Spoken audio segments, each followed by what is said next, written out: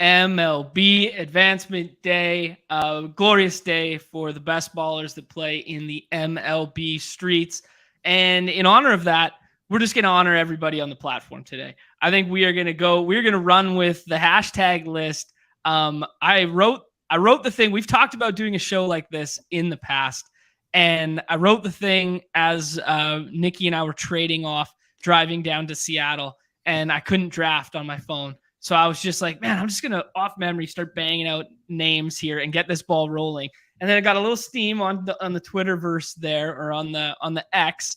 And now we just got to run with it. But before we do the list, before we do the drafting, before we do any preseason week talk, we got to talk about Nez's weekend, because Nez was on a bachelor party this weekend and he went to Torrey Pines, and I'm extremely envious. I want to hear about Torrey Pines. Torrey Pines was sick, man. Just absolutely beautiful. Glad to be back, by the way. I shot shy over 100. Of course. North or south?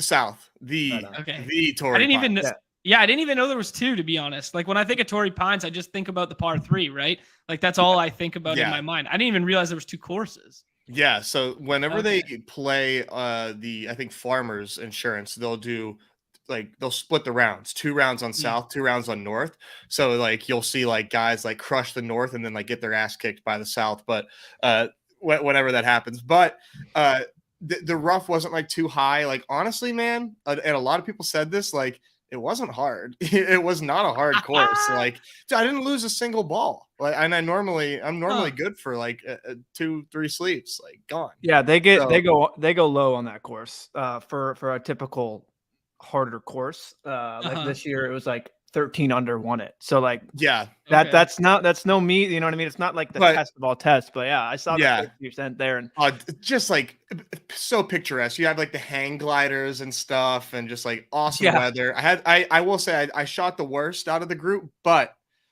had some of the nicest reactions on some shots. I will say, if I can just string a couple more shots together, like, I might be a little scratch golfer, just saying. But I haven't golfed in like years, so they were like, "You sandbagging son of a gun!" Like, what are you? And so it was a lot of fun. We were talking, John, also in relation to this trip. Yeah, drunk Nez in full effect. We did a little jersey swap action with a buddy of mine. It was great. Everybody was gathering around. It was legendary. And I put his shirt on, and just I can't talk about it. You got shut off? That is absolutely hilarious. It's fire alarm. Fire alarm? Oh my God. They're like, all right, you've had too much scream time for Nezzy. Oh man. Well, the jersey swap is a legendary move for Boys Night Out. I mean, like, Boys Night Out, where one guy gets a little turned up too much and he goes, "Yeah, I recognize your game tonight. I recognize how well you played." And then you swap shirts at the end of the night. But it's not a good one when everybody's been in the club all sweaty up. Man. Neumy, what was good this weekend for you, man? Oh, we've been stuck at home, still waiting on the car situation. Just watched a bunch of golf, did stuff at home. The lady was gone. So yeah, just tried to pick up here, watched golf, did the thing, Boys weekend for one.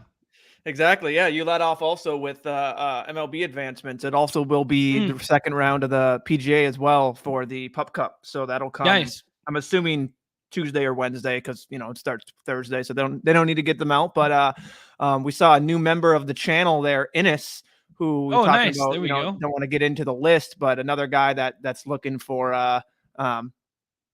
it had a quite the advancement for what I saw. So shout out the boy out there. But yeah, for all Pup around Cup? For the Pup Cup, yeah, I believe it's like 50 of 150 or something like that he had. So.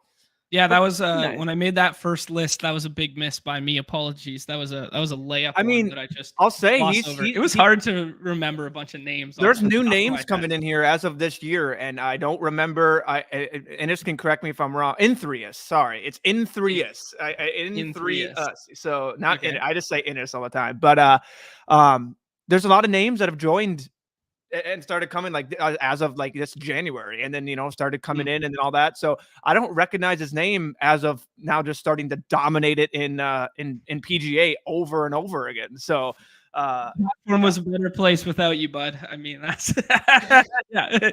When I get in, before you showed up, thank you. it's been rough around here since these boys have joined, but yeah, it's good weekend. I know you went and saw the GOAT ceremony out there in Seattle. Yeah, man. So that must have been lit.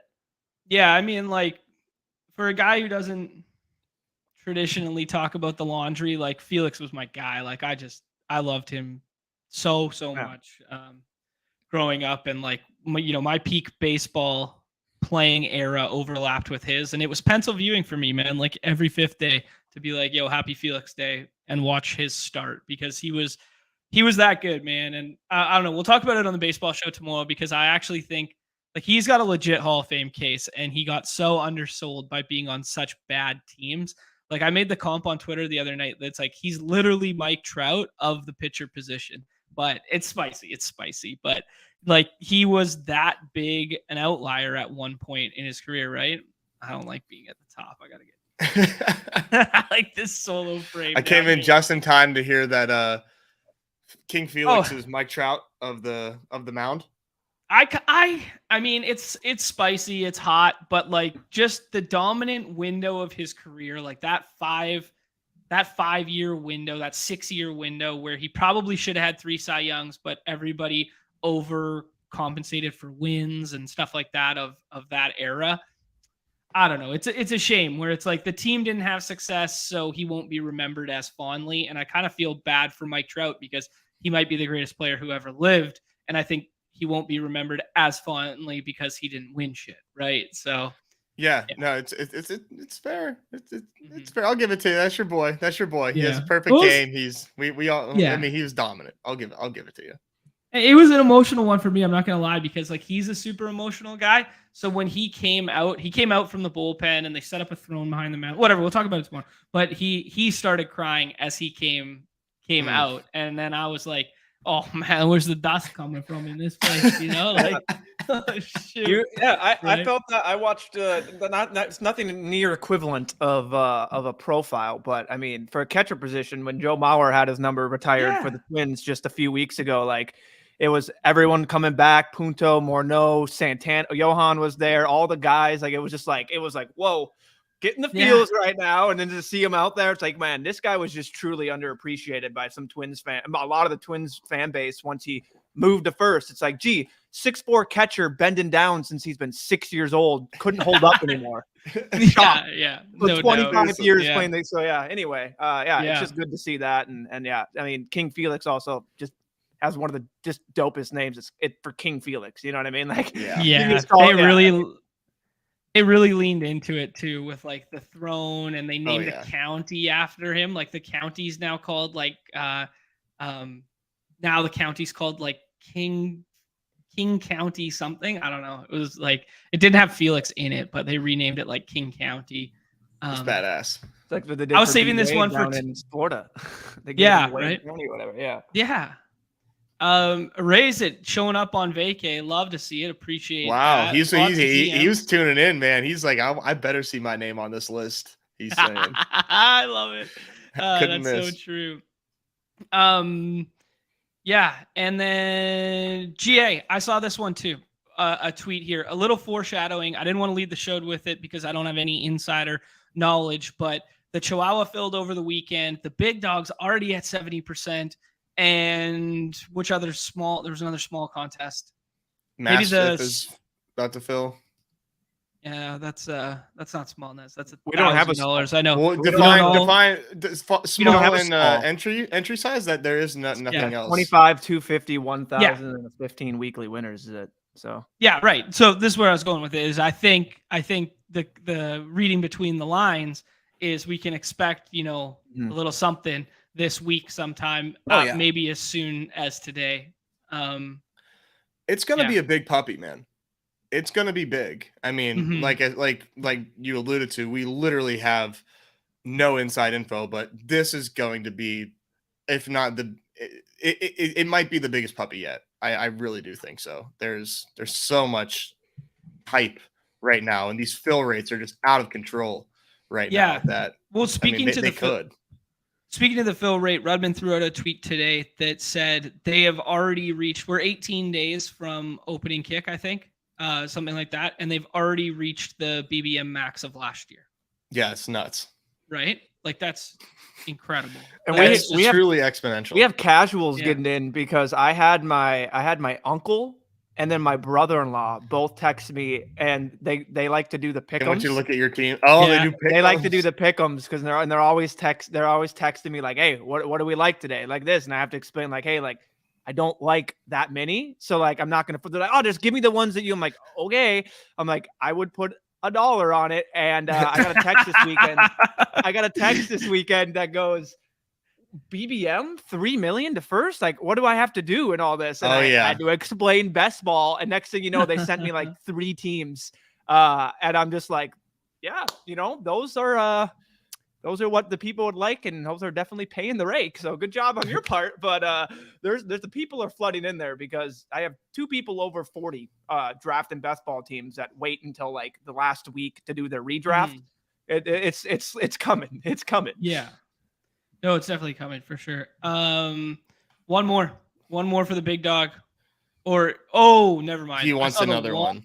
I saw the one and then saw this. He wants another big dog. Yeah, Carlos is speculating $1 million to first in the puppy. I don't know that they could like take the wind out of the sails of BBM like that by doing another like a $1 million to first, but like I could see it being over $1 million in the prize pool for sure. They did a puppy that had a regular season prize, right?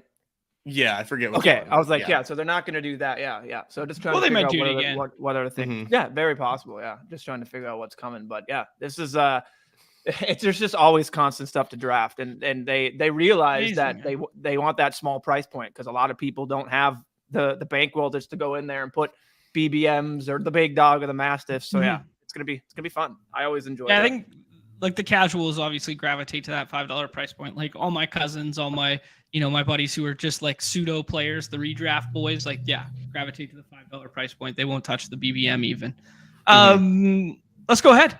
Let's do the list. Let's start with the list. Did you guys actually one more thing. There was one more thing in the chat. Sorry. I'm cutting myself off here. There's one more thing in the chat that I wanted to hit on. Oh, have you guys heard about this? No, I have not. Low buy-in contest that they're going to do a live drop with on the BDGC TE. That's channel. What Nick, I forget his last name, right? Yeah. Ercolado. Yeah. Is that just like, is that like his on Sleeper or like on the Underdog? Oh yeah. I don't know. That's what I'm asking. That's I didn't hear. It's probably just like a listener thing, I would imagine. Yeah. Like what they did for True Withers, right? They had like a listener league. I was talking about them just separately, just BDGE as a brand doing something. Yeah, I thought. Yeah, I have no idea. I haven't heard about it. So it's on Underdog. It's on Underdog. Cool. I did not know about that. Yeah, me neither. Yeah, we're in the dark over here. Dude, it's a whirlwind right now. Yeah. Shoot, they're trying to figure out who's going to hit dingers each day. You have to, there's so many things that aren't going to be in your mind, and I'm just like, well, who's hitting the dingers? So, Chris G said Marlins. I got to ask you guys this: who leads the Marlins in home runs? Since I saw it. You saw that one? Okay, I don't want to say it. I know. Who it is. I did not see this. Okay, who's the Marlins team or like franchise leader in home runs since 2018? The franchise leader. Yeah. Like who has the most home runs in their franchise? That's 4.5 seasons. Yeah. 4.5 seasons since 2018. Who's got the most home runs in the franchise? I feel like it's going to be a wild name, so I'm just going to say Jorge Alfaro. Oof, not even close, friend. It is. It's Stanton, and he only played that year.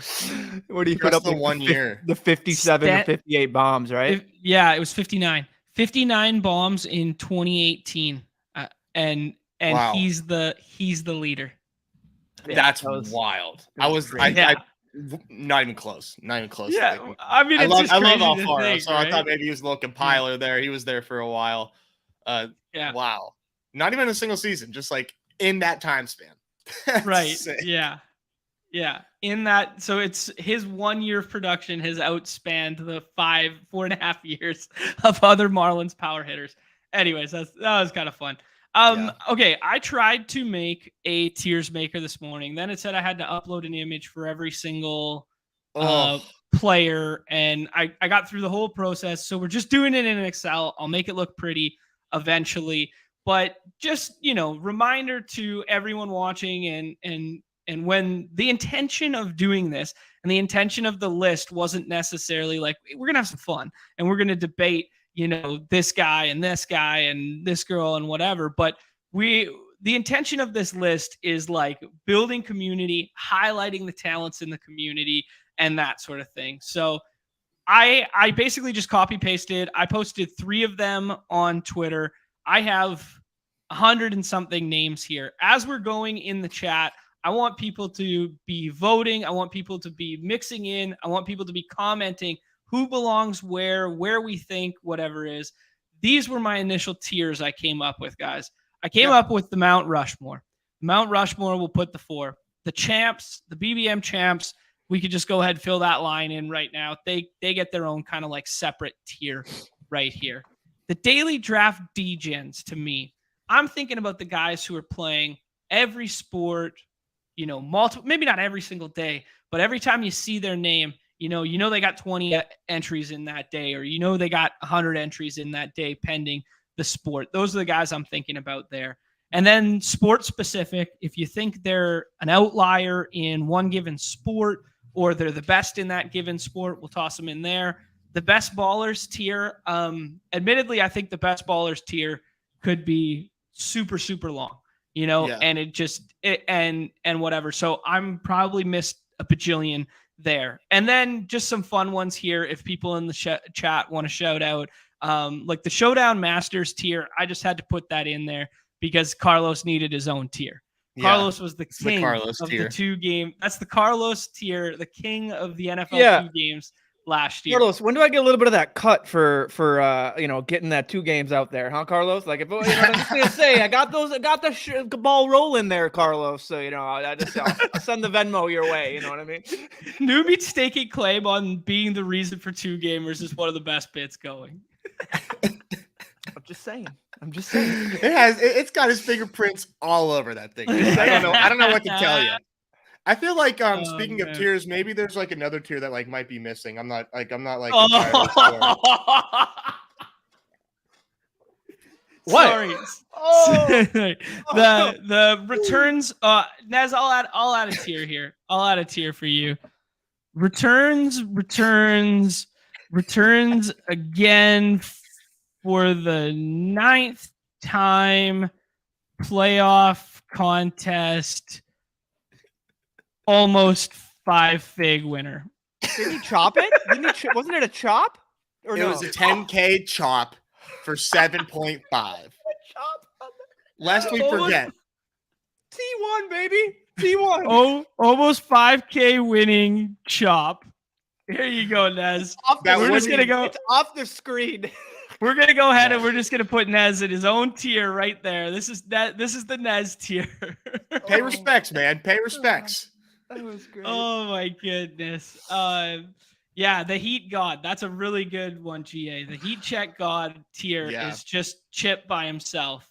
I mean, many have alluded to me having the Dunk 2 God tier, but I wasn't gonna take it. I wasn't gonna take it. Okay. Mount Rushmore, let's start at the top. It's not in order, but it's kind of like accidentally in order. I don't think anybody is going to debate on the platform that Sam Olsen across multiple sports is definitively in this tier. He is the 101 of this website. Love it. Like straight up, dude, just dominates he does not take a single sport off. It is crazy to me that this dude just comes in, kicks our ass in every single daily contest and just but he's nice. We like it. We like it. We just accept it. Yeah. It's just greatness. You just got to witness it, Yeah. We're just happy to be on the court with LeBron. I mean, exactly. Shout out Sam. That's literally my thoughts right there. I'm just happy. I'm just here. I'm just here and enjoying life. And I'm in a lobby with the GOAT. So it makes me feel good. Like I can tell my kids when I grow up. Yeah. I was in so many lobbies with Sam Olsen 31. You have no idea. Our internet father, Corey, one of the greatest shows we've ever had on this program. It was phenomenal. One of the OG legends who's, 500,000, 1 million drafts under his belt, 500,000 on Underdog, 500,000 on draft and whatever. Doesn't play as much of the best ball stuff, but in the daily streets, just an absolute force every single time.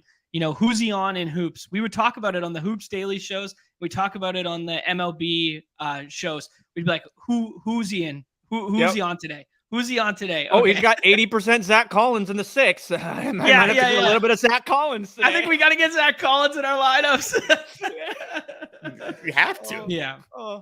Oh man. And then Feed the Freezer. Feed the Freezer. I mean, he's a mystery man. I never know if he is in the biggest upswing or the biggest downswing of his life because he's always there with 100 entries every single day. And then all of a sudden you just see him 4 days in a row, scoop, leaderboards. And you'd be like, oh, yeah, there he is. Yeah, he's been here the whole time. Yeah, he's had a hell of a baseball season. I will say he is crushing baseball this season. And in adjacent, he's had a hell of a freaking golf season. He won 2 contests this weekend, placing top 10 and all. Like it's wow. It was incredible. Like it's truly incredible. Yeah, I'm going back to look. Yeah, he's unreal. Baseball yesterday morning or something like that. Then he was in contention on Saturday. Well, I can't remember the days now. But he won once or twice this weekend in baseball, and then he won twice in golf this weekend. Yep.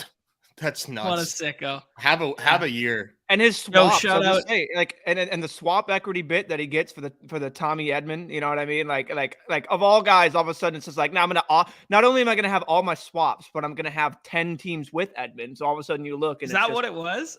Yeah, he had I went through, he had 47 teams with Tommy Edman at one point. Like the entire top 50 was like all him and then some other people. Obviously it didn't, we'll see how the end of the slate played out. It didn't work, but still, it's just so cool. Whether he's winning, he's still on it. And it's just the combos aren't getting it's incredible. Yeah. Yeah.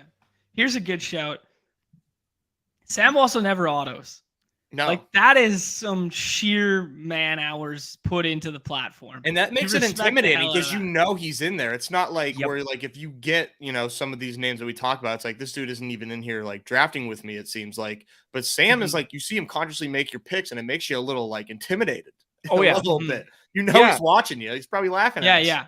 I don't know what time zone he is, but I happen he's in Alaska now. Well, then there you go, because all of a sudden it was 1 o'clock and I happened to be like, oh, I need to get into my golf dailies and it locks at 7. 10 straight drafts. There was Sam at 1 o'clock my time, which would have been 11 o'clock your time. I'm like, still, we're just cautiously firing. Like you said, picking. There's no autos. There's the people running it down. There's the people snap picking. And then there's just 15. Oh, I'm going to get him. Oh, I'm going to get him. And all of them look different, but just consciously sound. Yeah, I'm like, this is intimidating as hell. Okay.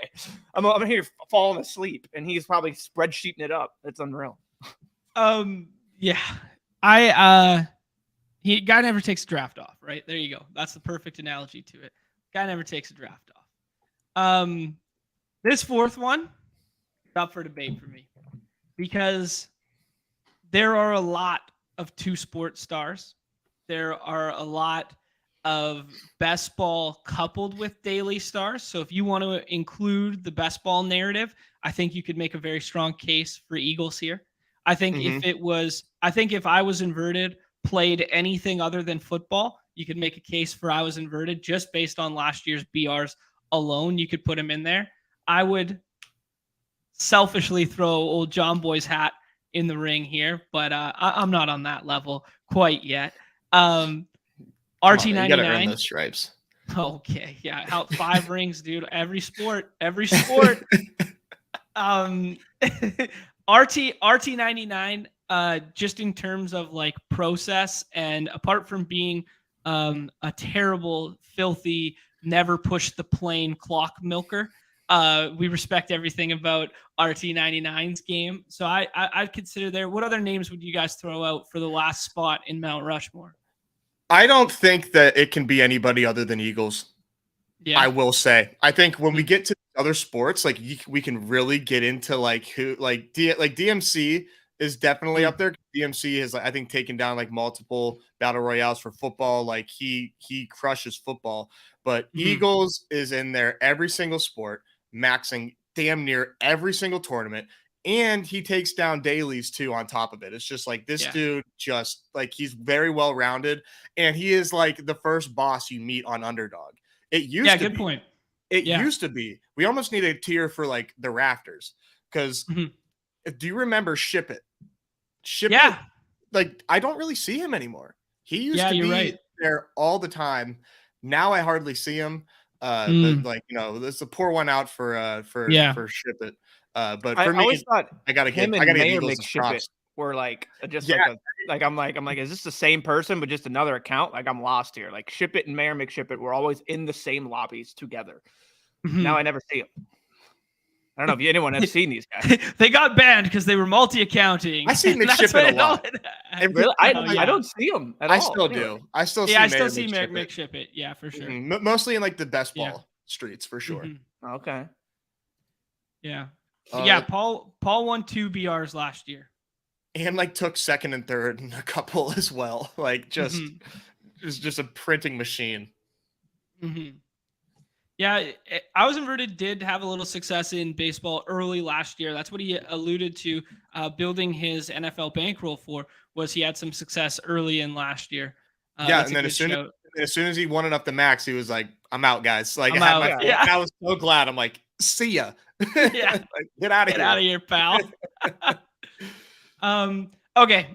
Neumy, do you agree with the Eagles shout then? I think Eagles, like, just it'd be a disservice to I agree with you, Nez. It'd be a disservice not to have Eagles as those 4 names. Like when you think about this platform, those are the first 4 names you think of, right? Yeah. He just earned it. He earned it. Yeah. He's in everything. He's Sam, but he's in I mean, he's literally Sam, and he's done it he's been here since we've been little lads on the platform. It's been Eagles. And he gives it back to his fam. He's always taking them to Disney and stuff after he takes something down. Like you gotta love a family man. And he's humble about it, and he's like he's humble, he's well spoken, he's nice to everybody. Like he's just one of those guys where you know, he's not flaunting his advance rates, he's not dunking on people, he's just, oh yeah, man, I just draft Najee Harris every draft, and that's just how it goes. And I'm just gonna advance 60% of my teams. Yep.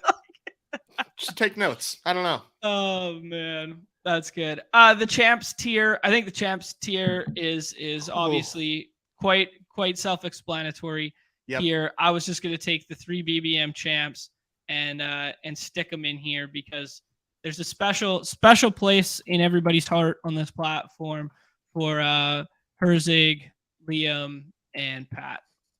Absolutely. I remember the first time I drafted with Herzig post BBM win, like I was like shaking in my boots. I marked it. I marked the drafts. I was like, dude, Herzig's in this one. But it was whenever he was autoing all the puppies. So it was like, he's not even thank God. But I still had it marked. I still made sure. Man, I don't think I've ever told this story like here. Herzig and I did a show together. My very first time ever doing a stream was with Herzig, and we got him to play on the other platform which we had built, and he was kind of like, he was really unknown at that point. Nobody really knew like how good he was and where he had played and where he had drafted and stuff. And we just started talking about it, and he's like, yeah, man, I grinded drafters that summer. I did 35,000 drafts for NFL on Draft, and Draft being like the OG Underdog site. Not 3,500 to be clear. No, 35,000 drafts, and they were 3-man cash games that he just like came with a strat to auto, right? And then we just kind of organically started talking about strategy associated with those contests because I did the same thing, being like the sick poker degenerate I was. Like I was just doing it on the side screen or whatever. Come to find out, all of those 3-man lobbies over the price point of like $10 or whatever it was. He was even doing it down to like the $3 level. It was CSU Ram 88, Herzig, who was 4-leaf clover on the OG site. Oh, that was him? Yeah. Oh, dude, I saw him everywhere. Exactly. As soon as you know the screen name, you're like, oh yeah, by the way. In, like, every one of my drafts. Exactly. And it was just 3-man. Man, I was the fucking rake. I was the rake. Imagine going CSU. I saw some old screenshots of my draft teams, man. They were shitty. Really bad. Just imagine voluntarily putting in money over and over again to play against Herzig and CSU Ram. Like, what an idiot I was. Just like, I'll take you on. And then they're just like, thank you. Yeah. 35,000. Just when he told me that, it blew my mind. And then he showed me the chart too and the ROI associated with it. And I was like, dude, I could have just taken it out of my pocket and handed it to you. Like, it was nuts. But the strat and those 3-mans were to keep taking elite tight ends. Because, if you just bully tight ended the 3-4 turn there, you get, it was huge awesome. edge. Yeah, I did that for a couple times just for fun, but it wasn't how I'm making my earning anymore. But yeah, that was a lot of fun. Yeah. Yeah, thank you, Best Ball Viper. We got 41 watching now, only 14 likes. Please do us a favor. Dump that like button, hit that thumb.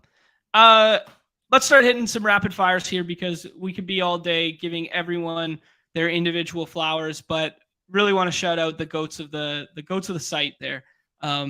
Really nice there. Sure. And then a bunch more here. I would put RT99 as he was kind of flirting with Rushmore for me as like daily draft degen. I think he's primarily more NBA, but we saw him scoop the hell out of MLB slate earlier this year. I'd never seen a leaderboard anything like it. 60 of the top 150 in a row were him. Like, just never seen a scoop job like that. It was over $10,000 in $5 entry. Yeah, over half the prize pool he took. Yeah, like it was awesome.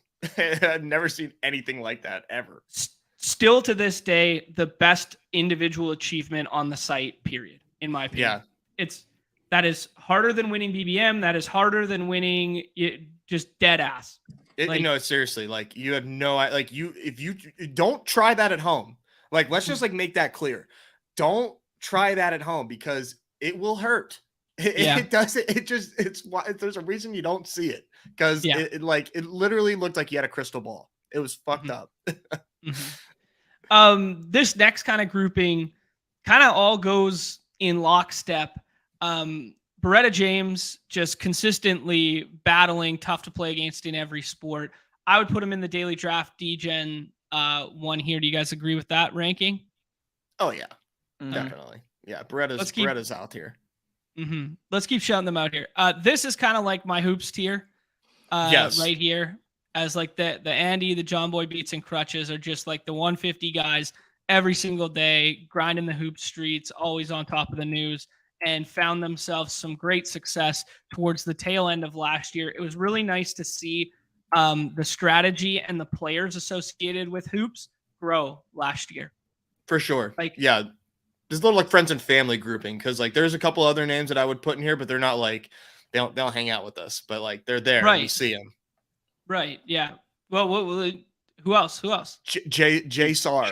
Is Chip you get in this one or is he? Oh, definitely.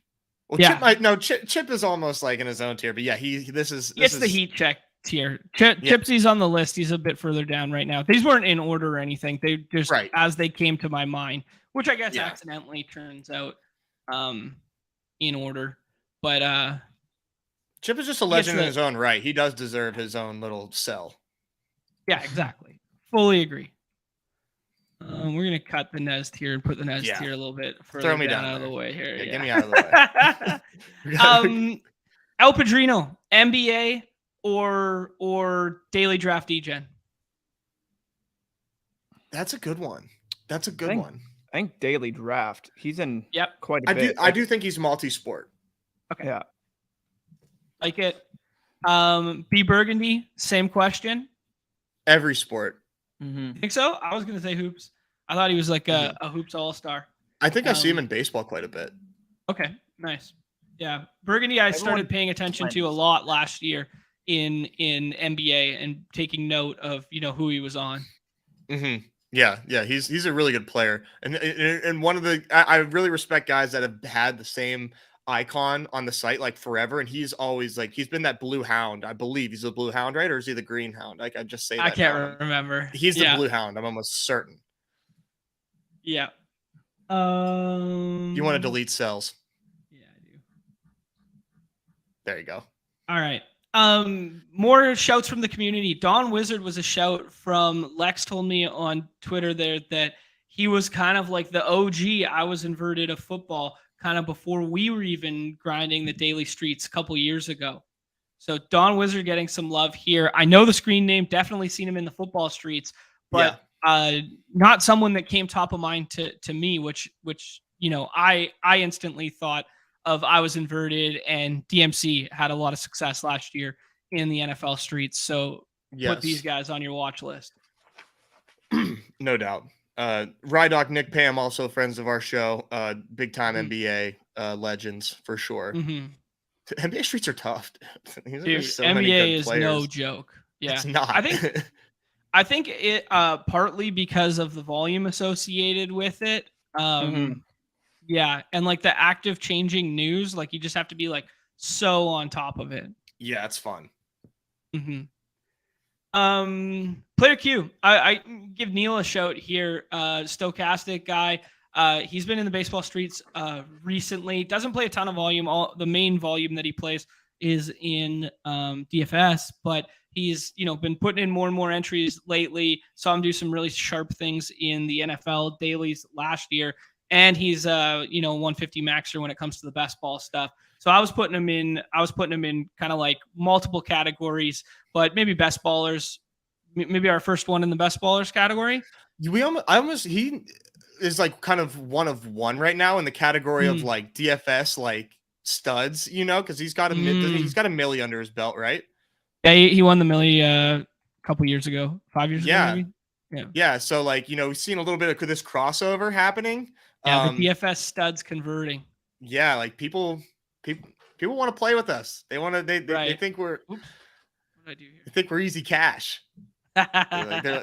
It's fun to see like the people that come from traditional DFS that do like all the projections and the sims and stuff to look at our ADPs and just like see a clear path to like what should be like. I see him sometimes talk about this on Twitter. I like to see his thought process and stuff to see how like we align with this stuff.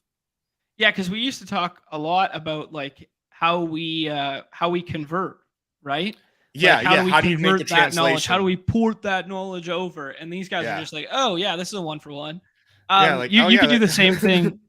You could do the same thing with Rinpack. Then we saw Rinpack, and we saw Head Chopper.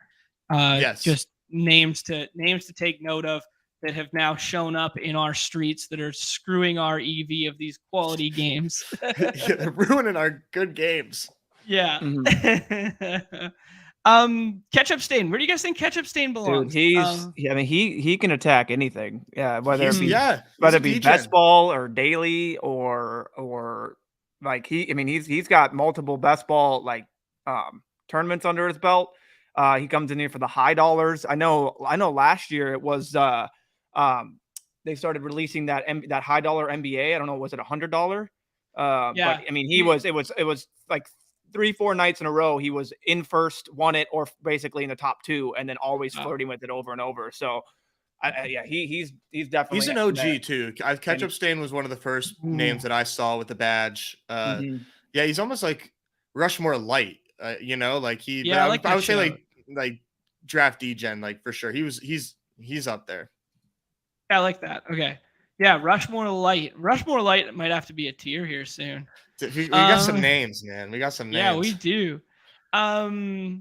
Lackey, we seen him have some good success in the MLB streets this year. I put him on here for the MLB. Not sure he's the 101 of MLB, so maybe we'll put him there. He's there though. He's definitely there. Yeah, he's definitely there. Yeah. Oh yeah. He's definitely there. I was gonna say Rorschach in NBA. He was like, in my opinion, like the OG like intimidator in the NBA streets. Where like I saw his name and I was like, shit, like I don't want to be in drafts with Rorschach. And since got to know him personally, which is cool because like I really did think, I mean, still do like think highly of him as an NBA underdog player. So yeah, definitely just shout out to Rorschach one time. Good name too, by the way. That's just a good username. That is a good username.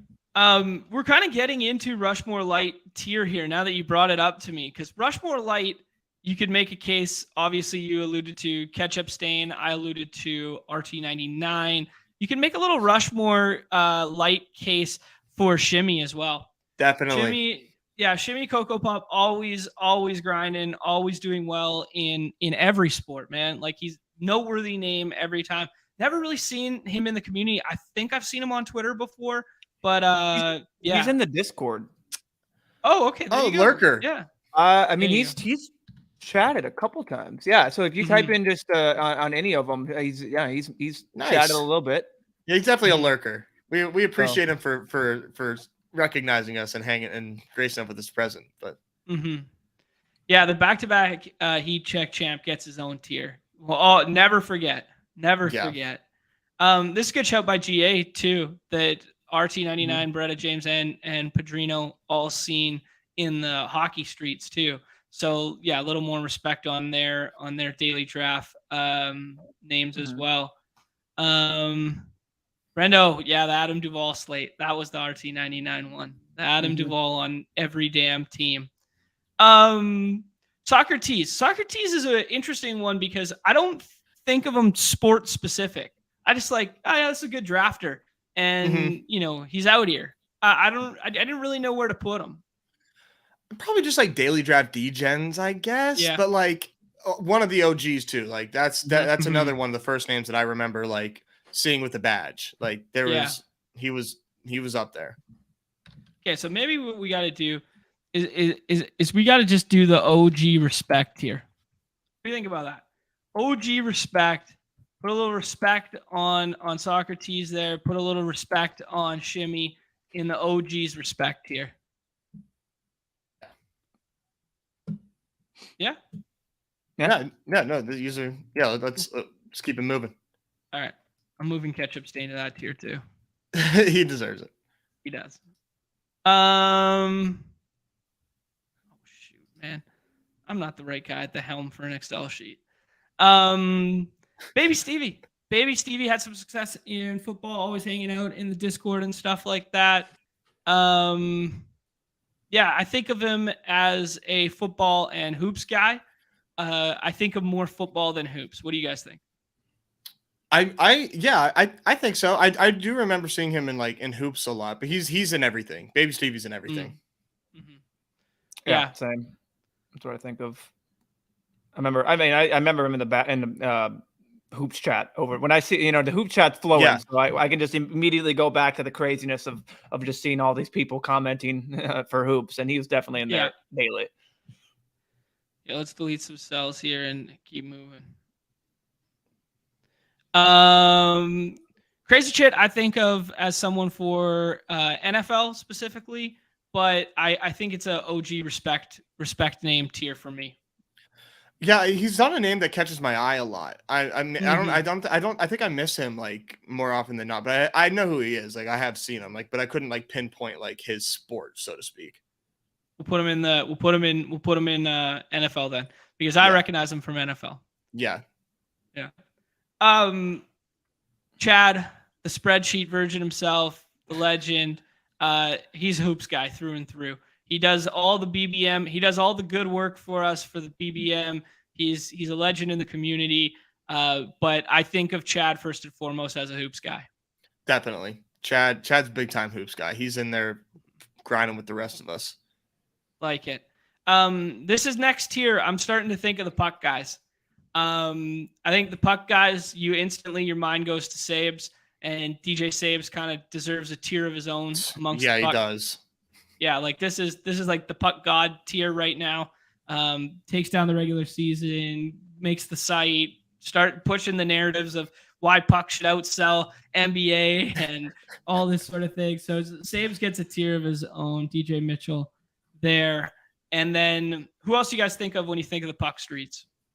Well, I'll just say I'm one of the only ones to win the bottle rocket and the main draft in the same night, and I'm the only two-time bottle rocket champ. So people don't want to see Neumy2 in the puck street. So Neumy2, Neumy2, officially the puck guy. Can't pronounce half the names and only knows 10 of them, but he's got the titles. Baby. He's got the titles to prove it. Oh, I love it. Oh, you betcha. No, yeah. I just had to give that little shout out there because I remember when I woke up to a good 2K bump. I'm like, what the hell happened? It's like, I clicked the right guy, baby. Clicked the right guy's names I couldn't pronounce, so it worked out. I guess that's the strat. But yeah, definitely DJ. He almost deserves his own little tier there. Yeah, one thing I was waiting. Lackey, Dark Sheet pointed out here, I'm pretty sure he won the NHL playoff contest as well. So true. Okay. Yeah, I forgot about that. I did. Yes, we did go through that when the day I did the solo stream with DJ Mitchell, he pointed that out. So he's not just an MLB guy. That was disrespect. He is a sharp. We're gonna daily draft DGen guy, poker guy too. So we'll put him up here. Daily draft DGen guy. Yeah, but I guess that one crosses over to the best ball streets as well. So yeah, a lot of crossover in these lists. But all right, so DJ gets his own tier. NHL guys that I'm thinking of here. I think of No Bo Sox. Yeah, I think of No Bo Sox, Brett Boy, GA, B Hunley. Hunley. Yeah, those are that's like the I'm trying to think of a name for how many people we've got there. That's like the starting line, we'll call them. Yeah, that is the starting line. Front. Gosh, we have so many. I can't believe how many people that we still have. Like, holy cow, man! I know, man. And they all I recognize all of them. It's not even like, oh my gosh, like who are these guys? Like, I literally know. And we know all of them. All of these people. And you're about to see a lot more when these when the battle week 1 opens up, because that's when the floodgates open and everyone just goes, "We're back." Dude, I can't even imagine how big this week 1 battle royale is going to be. It's going to be insane. Okay, let's I'm gonna take the lead here for a minute and take Carlos Ionino. He gets the Showdown Masters tier, and I'm gonna put Crash Rich in that same tier. Those two guys were on the short game NFL slates of last year. Those guys were the dudes, Definitely. Crash Rich, a greasy, never push the plane clock milker. So we got to get him on the push the plane movement. But those were two guys that were feared in the Showdown NFL streets. Yes, big time. Crash Rich, big time football guy. He does a lot of winning in that department for sure. Mm-hmm. All right. Fully Loaded for me is an NFL guy, but also OG respect. Yeah, he's been around, but I do think of him as football. I think of him as football. Okay. Neumy? Yeah. That screen name doesn't remind me, so I think it's just too much of the dailies I've been in recently. And all of a sudden, that's what I mean. If it's football like names are fading, you know what I mean? It's just like they'll come back, it'll pop up. I'll see the color, I'll see the badge, I'll see the name, and all of a sudden I'll start getting sweaty. Be like, oh gosh, I'm back with these boys. So yeah. Decug with a very admirable and noble move tweeted at me to remove his name from the list. I saw that. He said, I'm pretty good. I've had some wins. I've had some success, but I don't belong with these names. So I had to leave him on the list to give him the shout, to give him the respect that he deserved, to be so self-aware. One of the most underrated traits in a human being, to be self-aware enough to just remove himself from the list like that. What a legend. So gets his own little legend tier there. Yeah, Dusty, we kind of sell himself short there. He's I think he is a little bit too. Yeah, he's a badged up OG. Dusty plays everything. I mean, Dusty, yeah. Yeah, I mean, he was in the. I mean, for me, it's mainly MLB and NFL. I mean, he can correct me if I'm wrong there, but I know he's in the best ball and daily streets for MLB and for NFL. Maybe if he sees overlay on some other things, sure he opts in. But those two for sure, he dominates pretty well at times. So he's definitely had his wins. So all right, let's put him in NFL for right now. But yeah, Dusty's definitely had some success in both theirs. Modest Investor, I added to this list because it was just a name that came to the top of my mind. I'm not sure. I haven't seen him in a while. I remember him being good in the NFL stuff last year, but I haven't seen him in a minute. So maybe a respect tier, but maybe not quite to the same level as like Socrates Shimmy and Ketchup Stain in my mind. But just a name that came to mind, you know? I'll give him a little tip of the hat. Like, I see you. Yeah. But yes. I like that. We're gonna go we're gonna make a new column here. This is sheet is awesome. This is the hat tip. This is the hat tip tier. And you know, like hey, we see you. We see you. Yeah, I like that. Andre 32, been seeing a lot in the baseball streets every single day in recent memory. Drafting some sharp teams. I saw 1 or 2 takedowns. I'm gonna put him at like kind of like the middling area of the baseball tier because there's some other names below that I think deserve a little more respect. The bros are on here. The bros deserve a little hat tip tier. We will go ahead, cut these guys, and we're gonna put them down here. Yeah, throw us down. Yeah, hide us. Put us in the dust here. People been claiming Pete's multiple sport athlete now. I mean, he pushed through his one and only dinger entry, the silver bullet. 100% takes down. I would love nothing more than Pete taking down. Well, maybe me taking down or one of us taking it down. But if it can't be one of us 3 to take down, I would love nothing more than Pete going 1 bullet, 1 show, 1 entry, taking down the dinger, and then getting absolutely rinsed and mopped in BBM with like 0 advanced or something like this, and just flipping the brand on its head and just being like, listen here, Pete, I'm so sorry, man. Like that LOL variance, buddy. Yeah, you congratulations. Like, you just earned yourself full-time MLB talking head. Hope you're happy. Man. But both these influencers are suggesting that they deserve some cred outside of just NBA and outside of the football streets. But I'm gonna make it the prove it category. Prove it category is going to be Mike Zakarian and Pete here. That prove it to me, boys. If you want to find your way out of just your pigeonholed sport, your niche right now, you're gonna have to prove it this year. This is the prove it category. I love it. These 3 for me.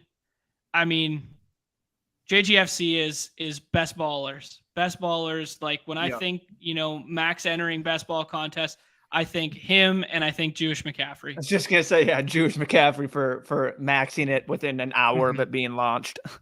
Yeah, Jewish McCaffrey had some success NBA daily streets last year too. So don't want to discredit him by moving him, too far down the list or whatever. Not that this is like a ranking or anything, but just putting him in the best ballers. He's not just a one-trick pony. I'll put it with the caveat there. But when I think of him, I think Max enter everything guy. Mm-hmm. Definitely. Yeah, he's a legend. Shout out to and screen name. Legendary. Yeah, hilarious screen name. Yeah. Up there with Tig Old Biddies and Tua Girls 1 Cup. Those are 3 of the best screen names on the site. Bar none. Yeah. Turi, we're gonna have to just go ahead and put him in the hat tip here, I think. Like, dude, NFL. You think NFL only? I was gonna put him in the hat tip.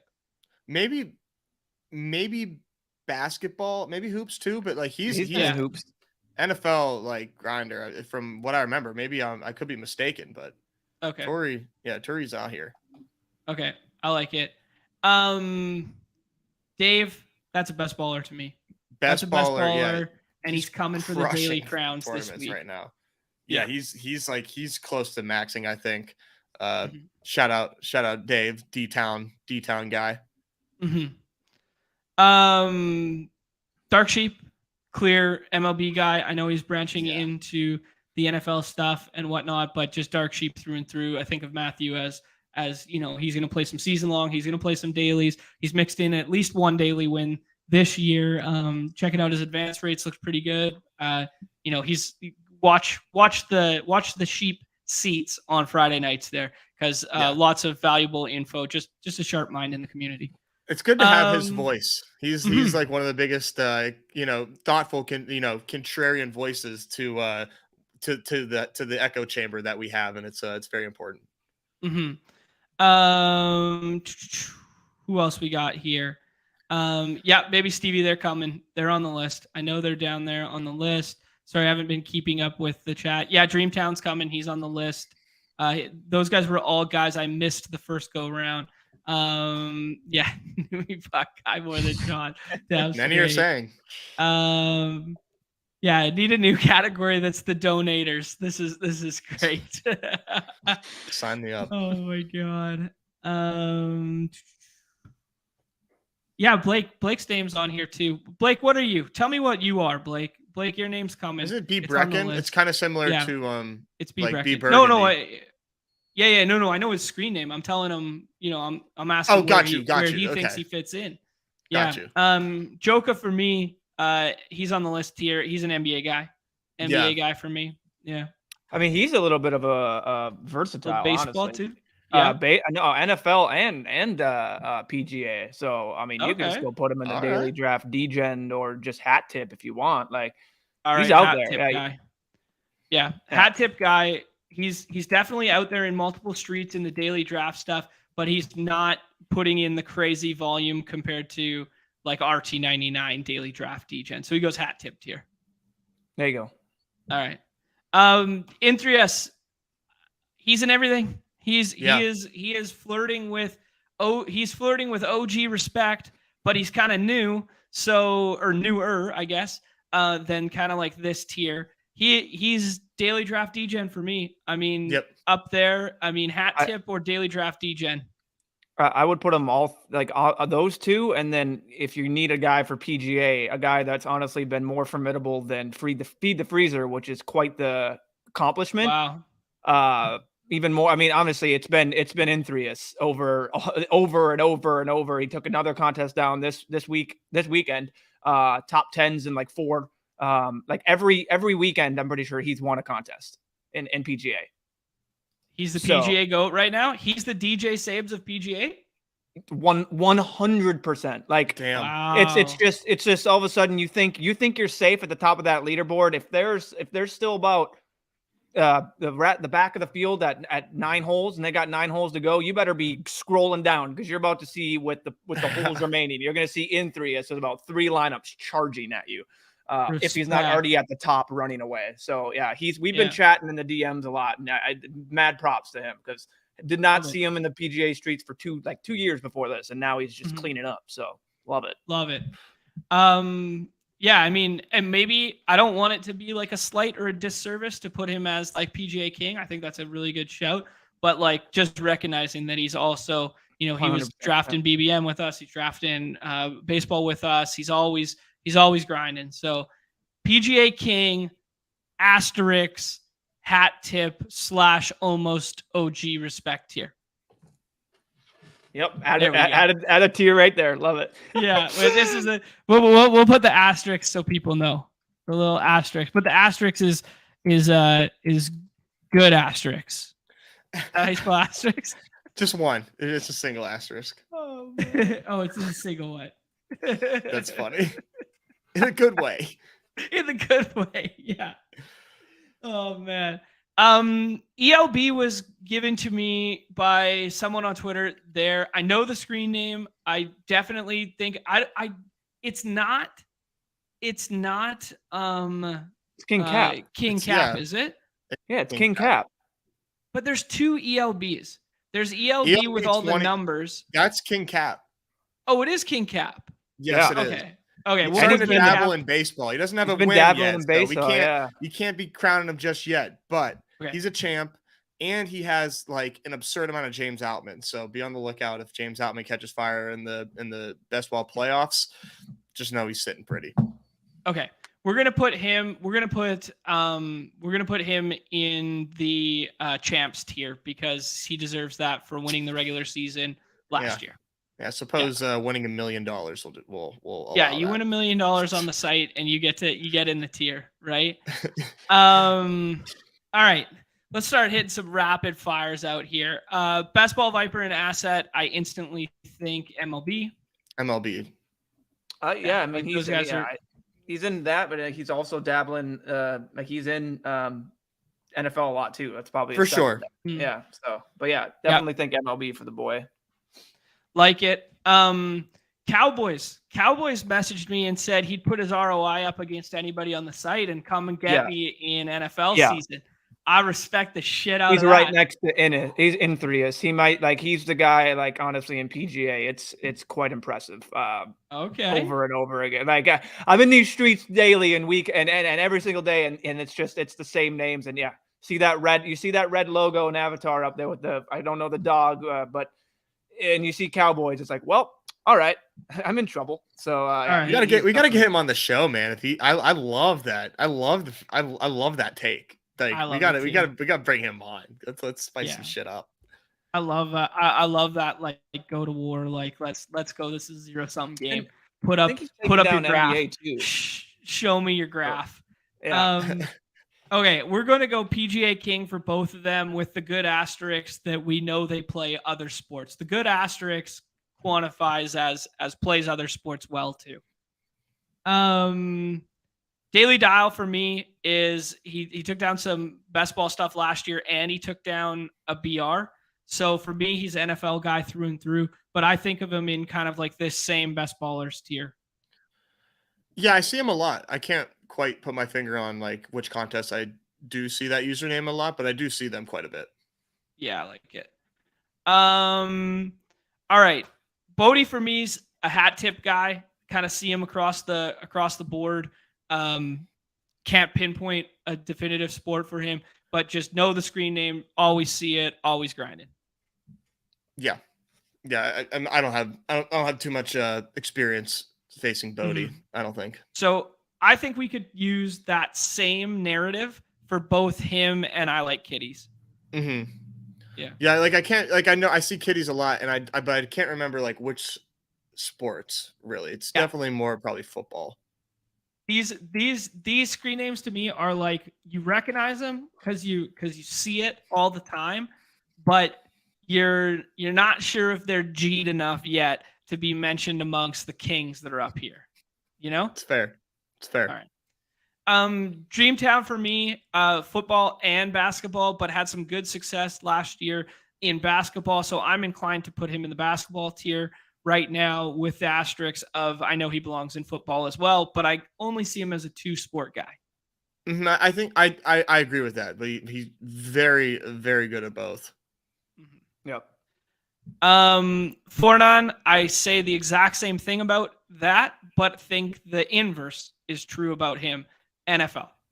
Mm-hmm. NFL PGA tier. Too. Oh yeah. I might PGA as well. I might say PGA. Like we're getting into my bread and butter for PGA boy. But yeah, I guess you'll have to let me know about the NFL success because right now I just see him just crushing PGA as well again. Like so. Nice. Okay, good to know. Yeah, Blake brings up a good point. Mm-hmm. Excuse me. Sorry. Kitties is hockey grinder. That's where I remember. That's where I would see Kitties. Okay. All right. I like it. And if you want to add just one more to NHL, just because I know DeBrincat, I think is one. I believe it's like a play on maybe I got the username wrong. One of these putt guys can help me out with that. There's somebody with a DeBrincat themed username, I believe. Help me out there. Okay. This one's coming. So I've clearly reserved a spot at the front of the baseball one there. I've clearly done this for good reason here, and that's what Dark Sheep brings up here is Brad's just been killing it this year. Oh, yeah. BRDMC. Is there 3? Yeah, I mean, what? Lest we forget, isn't it BRDMC3? I don't know if there's a 3 at the end. I was about to ask. 3? I swear it's a 3. I know there's a 3 in his username on Discord. I don't know if it's. We'll put the 3. Right. I mean, just go look at yesterday's leaderboard, and I'm sure you'll see it pretty quick. So, yeah, right. Yeah, there's a 3. There's a 3. All right, love it. 2 girls, 1 cup. Took down a baseball contest recently. Pretty new username. Where the badge has just turned red a couple weeks ago. But a very good username. I'm flirting with the potential of emerging star here. Yeah, I think it's time to put this tier to use. Yeah. Fear My Turtle was suggested to me. I don't have a definitive tier for Feed My Turtle. I'm not as familiar with Feed My Turtle, but suggested to me as someone who's a quality player on the site. I was thinking emerging star because I don't know, but he's player Q. He goes with player Q. He's a tout for Roto Grinders. He's a Roto Grinders. Oh, okay. OG. See, I didn't... Big OG. So big OG. That's literally Turtle? Yeah. Oh, okay. I would assume it's a 1-for-1 unless someone took his name like they did Evan Silva. So apologies, but it's normally I see and I use a little bit of projections that they use, and it's normally a 1-for-1. He's done the same thing in PGA too when there's overlay and whatnot. But yeah. Okay. Apologies. Someone can correct me if I'm wrong there, but it should be the 1-for-1 of the OG himself. So. Oh, okay, that makes sense. Okay, yeah, because and he does content too and does a bunch of projection stuff. So yeah, that's legit. Okay, cool. Now I feel like an idiot for not recognizing it the first time. Hope is doing the content game here. I think we could definitively say best female player on the site that we're aware of, but we're not discriminating in that regard. Though we're not going to separate her by. Gordy Smalls up there too. Yeah, two NFL grinders. Yeah, but we're not going to subset gender here because we're all on an equal level playing field. I think of Hope and I think NFL, although I know she does some damage in the PGA streets as well. Correct. Yeah. I would say NFL and then a little asterisk that she's done her damage in the PGA. So, let's go NFL for now, and then but with the good asterisks too. We'll give her the good asterisks. Give her the good asterisks of multi-sport star, but because when I think daily DGen, I think more than 2 sports. So there's a lot of good 2-sport athletes out here. But I'm thinking more than that. Yeah, more than 2 sports, and they're doing volume every single day, not just dabbling. So big agree. But we get used to seeing Hope's name because you're going to see Hope's name in the NFL BR street constantly. Yeah. Neumy, you added some of these the PGA edition here. Yeah, so JPB, not only does he kill it on Redacted site, he does the same here on for PGA as well, whether it be best ball or daily. JT McKenzie, kind of a multi. I've seen him all over and everyone, but he just kills it in PGA as well. Most predominantly I see, but he's definitely multi and has been in probably every single sport. So he could easily go in the daily draft G-Gens because he does volume. He does a large amount of volume and he's doing a lot of slates. And then, go AZ cards. I think, as well, just from the screen name, he probably does well, but I've just seen him flourishing in PGA as well. When I think AG cards as a best baller, because he's always in the dinger with us. He was always in the 7th inning stretch with us, and he was always in the BBMs when we fire them up on here. So I was thinking best baller, but now hearing PGA success too, that sounds like a good asterisk there too. And then, 100%. I'm assuming if I could go back and look at the NFL contest, he'd be in there too. Not Baxter. Just killing it nonstop. In PGA, I don't know how to pronounce the bottom name or the middle name there, Masalina. So we're gonna go with that. He's been in the last he or she in the last 3 months has been constantly grinding PGA. And then one more that's not on there. I don't know if we put it, but Buster Boys. Yeah. So he's been killing it he or she has been killing it in PGA and the actual like best ball streets as well for PGA. So yeah, just seeing those names over and over again at the top of contests, I'm like, yep, these guys are some good players. So love that. Raise it. Yeah, Raise It, I think, as best baller. That's who I think Raise It is. I've definitely seen Raise It in the NFL, daily streets and stuff. I think NFL and I think best ball, but I know Raise It plays more than just that. But I think best baller when I think Raise It. Do you guys agree? Raise is very well rounded. I think you can just put him anywhere you want because he's hat tip guy. He wins. That's big. Yeah, he's in a lot. Like he's a multi-sporter big time, I think. Let's go Bucks tier. Yeah. Pittsburgh guy. Okay, gotcha. I was confused. That's what Raise It. Raise It is like the hashtag. I was confused. I was thinking about a username that I know of. Let's go Bucks. I was like, huh? What tier is that? Suggested to me that we needed the OG Kings tier, and the OG Kings tier is CSU Ram like through and through, and we give Lev his credits too. But CSU Ram is like him and Bales were like the OG get it done guys on redacted sites, but CSU Ram has really carried over to this site, but primarily best baller doesn't really kind of waste his time in quotations with the daily grind stuff. He's going at it. I get it. I get being scared and intimidated. I think if there was a couple $100 entries, he'd be in there every week. Chris G for me, I think best baller. I think NFL. Had some success NFL in the playoff contest, through and through NFL guy. So go ahead and put him in the NFL tier there. Kind of rapid firing now. Max Kings, NBA guy, always building the best NBA ADP value chaser who drafts the night before and capitalizes on the guys who are going to have out tags a day in advance. That's who I think Max Kings is. That's very specific. Yeah. I'm not tapped in on Max Kings like that, but I love that. I love that description. Saints. Do you guys have a spot for Saints? Saints was suggested to me as a multi-sport miss by me. Yeah, I do not personally. If somebody knows, we'll give them a spot. Might be a hat tip. It recognized the blue. I'm pretty sure it's a blue icon. So like I can put the icon next to his name. I just blue icon, red badge. Yeah. Maybe the fact that blue icon, red badge. Maybe it's the fact I see him so often in like every sport, like here and there. I don't know.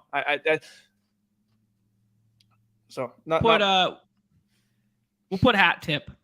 What do you think about hat tip? Just like, hey, good. We see you out here. We see you. Definitely. Okay. I got lots more. We have to. Oh yeah. We'll shut it down here. B-Break, our guy, Blake in the chat. Blake, where did Blake tell us that Blake? Hey, here you go. Tig old biddies in the 101 username category. Love to see it. They're paying that out today for baseball. Yeah. Yeah, as soon as may the pods be forever in your favor. There you go. That's where it is. Raise It saying built the bankroll via the NFL stuff last year and NBA playoffs. So proving, the hat tip was the perfect rank for him. Multiple spots. Turtles at ETR now. Okay, there you go. College package. There you go. What's up, Nick? Nick, you found your way into the NBA tier. Shocking development. Derek Barty was a sick screen name that we saw last year a bunch. That's a really sick. It was this year. He joined the beginning of this year. The beginning of this year kind of fades in and out. Okay. Derek Barty, we could put in there. DMC should be PGA as well. That's interesting. He's PGA too. Yeah, all over. Yeah, he's definitely. He's in PGA. Yeah, and Kitties is Puck Streets. Okay. Huh. Okay, so DMC. Okay, I'm re-ranking now with newfound information here. Blake, tell me where you belong here because we got to find out where Blake belongs. I think Blake knows puck best. That's what I think. I think so too. Yeah. Is it B break or B breck? B breck. It's like B breck. Okay. I was confused. Break. Yeah. I'm actually illiterate and dumb. So just basically take out the A and add a K. So add 2. Yeah, it's 2 Ks. Okay. DMC, I've seen multiple BRs from. I've seen him around for a long time. And now that you're putting that PGA respect on his name, I'm giving him the OG we put him in the OG respect. I missed that. Yeah. We need the OG respect. That's an OG respect here. Jay Witt's Few and Tom 8 Toe. These are the 3 volume onslaughters in MLB, and they need to be mentioned as pioneers. The pioneers of the auto draft onslaught, because nobody did that last year. But yeah, let's put them in the MLB tier here because they weren't the first, but to just make that their entire brand was definitely like a way paving thing. Yeah, to make their brand is what John does Hoops Guy. It was it's something else to behold. Yeah, we put No Sox in the NHL tier. Also belongs in the baseball tier. You could put a little asterisk. And NFL. Yeah, he won the first OG respect. He won the first small entry best ball tournament, the bubble. Okay. OG respect here. No Sox. Got to put a little more.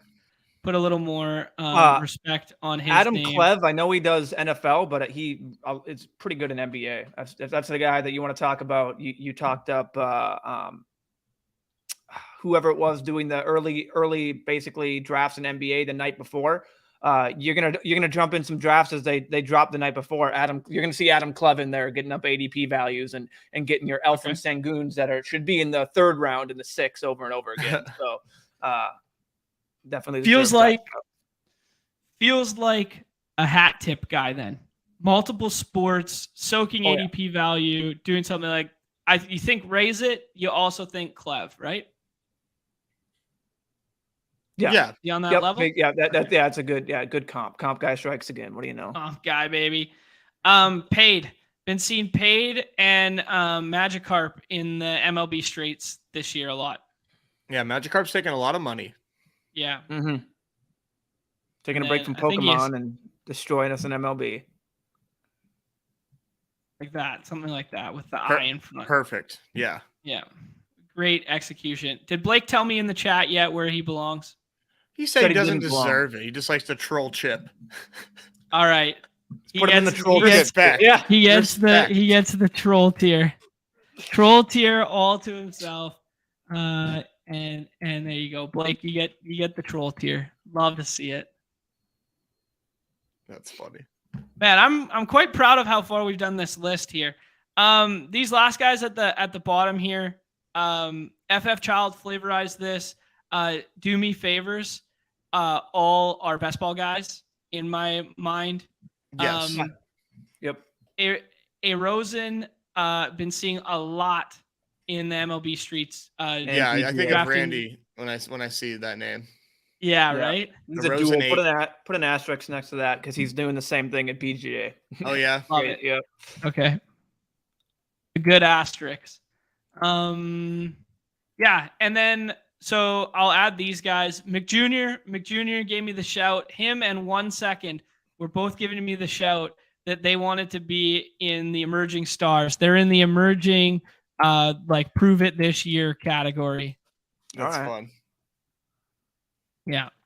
So told him, hey, you know what, Mr. Junior and 1 second, prove it to me this year. There we go. Oh, this is a good shout by Joka in there. Afumora or Afumea, or I don't know how you want to pronounce it, but he's he's been in golf and in everything. Honestly, he's been in everything in NBA too. So D-Gen for sure. Yeah, it's a D-Gen right there. I don't know how to pronounce it or spell it. I can't give you that, but I don't know. How do you say it? Looks good enough to me. I'll try and find it later. But yeah, it's you know it when you see it, and it puts fear into your soul. So like that, something like that. That looks a lot better. Yeah, there's a Y in there. So okay. Wish I could just go and pick players and then search them through the site. Oh, here you go. Yeah, Ever too. That's a good Ever. One. Yep. Yeah, Ever's baseball. We missed that one. That was a miss. Yeah, and I mean, like, just as I said at the top here, guys, like, keep adding to the list here. Keep telling us. I keep sharing it on Twitter. Like, this is a community building exercise where, like, I genuinely want to know who we think are, like, some of the best players on the platform. Like, I'm not trying to isolate anyone. I'm not trying to call anybody out or anything like that. This is a community building exercise. Exactly. Silas, I think NFL and baseball, but I think primarily best baller in my mind. Like he does a little bit of the daily football stuff come season, but I think of him some combination of NFL and baseball, but primarily best ball. What do you guys think? I think he's pretty well rounded. He does a lot of dailies. Got some daily champs under his belt. You know, he won a playoff contest this past NFL playoffs. Like a little bit of everything, man. He's out here. Okay, so what suits him best then? I guess like NFL, but maybe just like Asterisk, just because he does everything. He does everything, and he does it pretty damn well. Okay, so he gets an asterisk, and Fornon gets the asterisk too, because definitely PGA noteworthy there, and same with Turi gets the asterisk. A couple more that are coming to mind that I know are I think it's Sioux City Sidewinders. Yeah. He's in MLB a lot, and I'm pretty sure he won some NFL back in the day. I'm trying just to look at like some leaderboards here. I know, yeah, he definitely deserves a shout. Another best baller for sure, but in the dailies, I believe it's pronounced Bonesaw in the Discord as well a lot. Yeah, he definitely deserves a shout there. Yeah. Bonesaw, definitely. And then like that. There was a guy, I need to find it. It was something 007 at the end. And I know I've seen him a lot. That's GA. No, it was a blue icon 007. See if I can find it. I'll go to random NFL slate. Oh wow, he's here. Okay, Son 007. SON 007. He's been in a lot, and he crushed NFL, and he's been he was in NBA as well a lot. So there's a lot of names that we could go out and see here that you'll recognize. Think Blue. I remember that name. Oh yeah, Think Blue. Think Blue's been football and baseball. Delco Dave. I remember that name. Delco reminds Dave. Me. Yeah. I'm too stupid to keep catching up and writing names down here. No, you're good. But, I'm just what is going on here, guys? Jesus Christ! How did this happen? How did this happen? There you go. Do it there. Oh my God! Control Shift V. Control Shift V. Oh, Control Shift V. Well, you guys remember Danny Deals? I haven't seen him in a while. Control Shift V. Well, it has bigger. Forget. You don't want us to have Catchaholic on this list.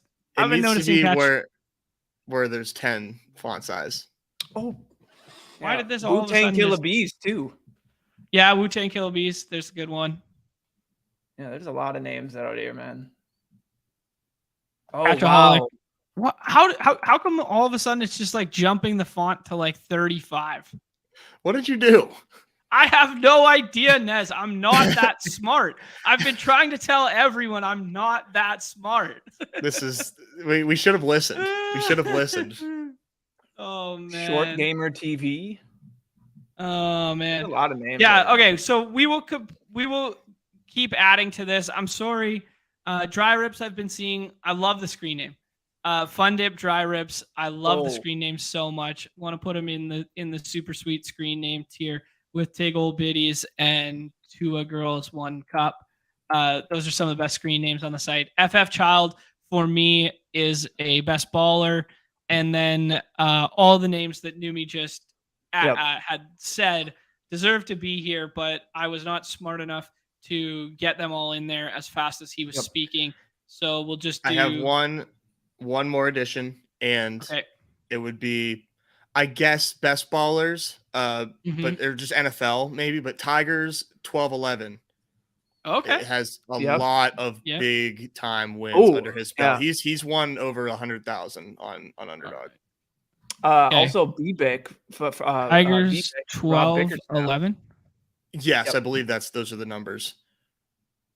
Yeah, I know it. Good dude. Say the other one, Neumy. BBIC. Rob, basically. I'm gonna butcher this probably. I thought it was like Bickerstaff or something. That it was his last name. Oh, BBIC. Yeah, BBIC. BBIC. Yeah, that's a bad 5-5-1-14. Yep. And then honestly, a miss that we all missed here. Chimes in for some great math lessons if you're in the Discord. But Dark Sheet points it out here. Scary Top.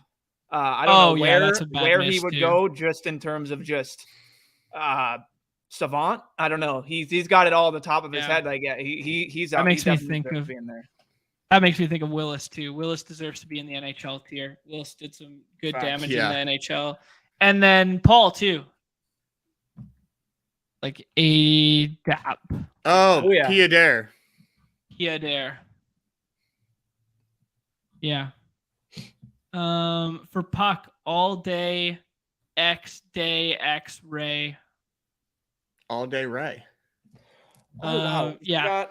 All right, Grandpa, time to stop with the spreadsheet. That's so damn accurate. All right. You want a best baller in daily, just put him in the NFL fantasy dog pound. I mean, he took home 25K. We see him streaming all the time. So yeah, that got to give him his flowers there. Yeah, dog pound will put in. Yeah, we love the pounders. Sure. Yeah. Oh my goodness, did we do just Brett? Oh my God, no. Dude, see, this is why we got to do the list. Yeah, just Brett, man. Okay, just Brett for me is daily draft degen tier, like with these names: Bretta James, El Padrino, B Burgundy, just Brett. How'd we fucking miss just Brett? Just Brett, I'm sorry, man. I'm so sorry. Just Brett was the OG onslaughter in MLB. Just Brett was the guy who. Just Brett was a force last year. Doesn't play as much this year, but just Brett, always a special place in my heart for ruining your stacks. I can't believe we forgot. That is insane. What should I do here? Oh, did we put our guy in there as well? Mr. Lee? Forgot him as well, I think. Chad? No, Chad's in there. All right. I'm just going through all of these, just seeing if we that is nuts. Yeah, OG respect here. Just Brett in extra big font because I'm literally the dumbest human being on earth.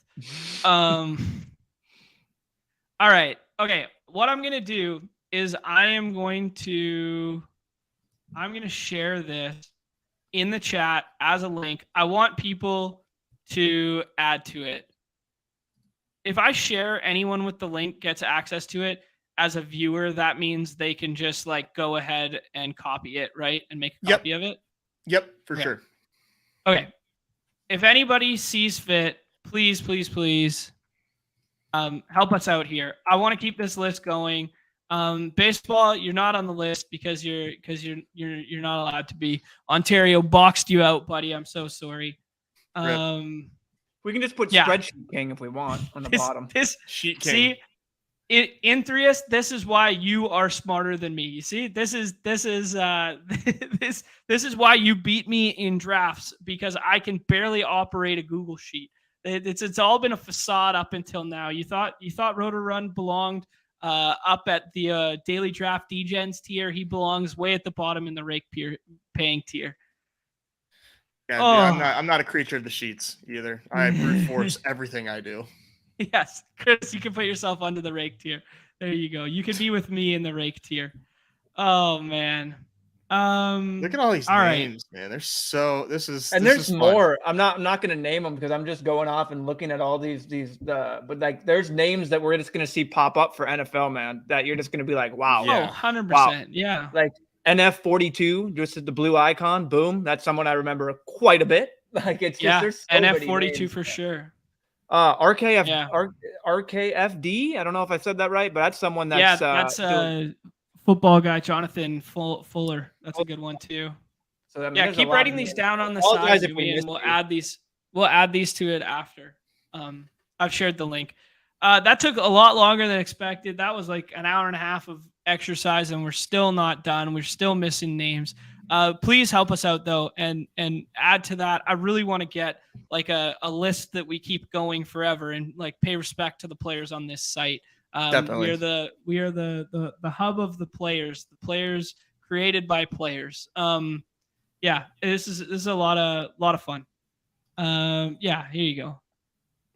Third place in BBM1 and won a few dailies. Yeah, that's a shout for Jonathan Fuller there. He belongs on this list too. He dabbled in NBA too. I remember seeing him quite a bit. Like it's crazy. Yeah. Fantasy Flock's got to prove it to me. Fantasy Flock, I don't know. He won a lot of money last year. Did he? Okay. In best ball, dude, he had best ball? Okay. He had a hell of a finals. Like, okay. It's kind of funny because everybody like kind of like was a little bit of like punching up, like on him and everything. But like, dude, Mason won a lot of money, and he was big on Josh Jacobs. Like, while everyone was like, "You're so silly," like, it should have been me. Is all I'll say. But I got spooked. I let the streamers get to me. Neumy knows. Oh yeah. Assets on there. Yeah, baseball legend. Yeah, baseball guy there. Flock of fraud. Funny. We're gonna come back to the sheet. Someone with like magical powers is gonna like spice this up, and in like a minute or like 5 minutes, it's gonna be the most beautiful looking sheet ever. Like it's. Just I know. Like, I hope that happens, and I hope people keep adding names to it because, as I alluded to already, I'm too dumb for this exercise. I just really like being at the forefront of the movement. Let's I don't think we're gonna have time to do BBM as well today, unless you want to just fire BBM. I know Nez has got a hard out in a couple minutes or whatever, like 20 minutes. 20, yeah. We could do. I don't mind doing BBM by myself if you guys got a bounce or something like that, or if Neumy wants to say if we fire BBM right now and just talk about camp stuff as we're doing BBM. Yeah, that works. Yeah, let's get you gotta get your drafts up, dude. So let's by all means get in here. I spend way too much. My mother calls my life of leisure. That's what she says to me. She's life of leisure. And then what I say to her is that it's a hard way to have an easy life is what I always say back. But this is it's like the back and forth discourse that we always do. But I've been living peak life of leisure for 2 months now. I've just been traveling away, doing whatever, and I got to put my volume up in terms of my my stuff here. But I think I'm 50 something BBMs or whatever. But I don't think I'll get to 150. I mean, I might. Let's see. I'll try my best. I will try. Yeah. My best. I will say once this baseball money hits, I think I'm gonna be just like very fluid in getting in drafts. Yeah, I like that. I respect that. Get the liquidity. Dude, I almost accidentally entered the Mastiff again this weekend by clicking. We were talking about people. That. It was 3 people left, and I was just another. My heart dropped as I was like, "Oh, wait, 12? I entered I entered like an MLB, and all of a sudden and I look, and I'm like, I go to the thing, and it's like Mastiff 1,000. I was like, oh my gosh! And it was just the fastest. Could you imagine? God, that'd be so funny. Hey we were talking about it, how it happens when you're $1,000 contest. When you're trying to jam dailies at lock, it just happens sometimes. And it's like, sometimes the contest gets moved, little muscle memory goes awry, and next thing you know, guess I'm doing high stakes. Yeah, exactly. I have a laundry list of stuff on the side here. Did my due diligence, did some research, watched a okay amount of games this weekend in between being at the ballpark, when you're at the restaurants and stuff like that, and they had games on in the background. I was half-heartedly paying attention. I haven't watched like the film. I haven't watched the all 22 kind of stuff, but I think there was a lot of takeaways from this weekend. Maybe we start with the cover boys. Jaylen Warren getting some big time work with the ones there. Najee starting, but then the ones playing and running a lot through Jaylen Warren. did you watch that? Ooh, a 102 Justin Jefferson share. Let's couldn't be me. Couldn't be fucking me. No, you're right, Neumy. It couldn't be you. You have to. Just give me a second. I need a break. Yeah. Usually it's Justin, or usually it's Jamar Chase. Yeah. No, Jamar Chase 4 to Viper. Whoa. Yeah. And is this because of the comments that Chase made that like, hey, I want him to rest? Because like he's not. He's gonna.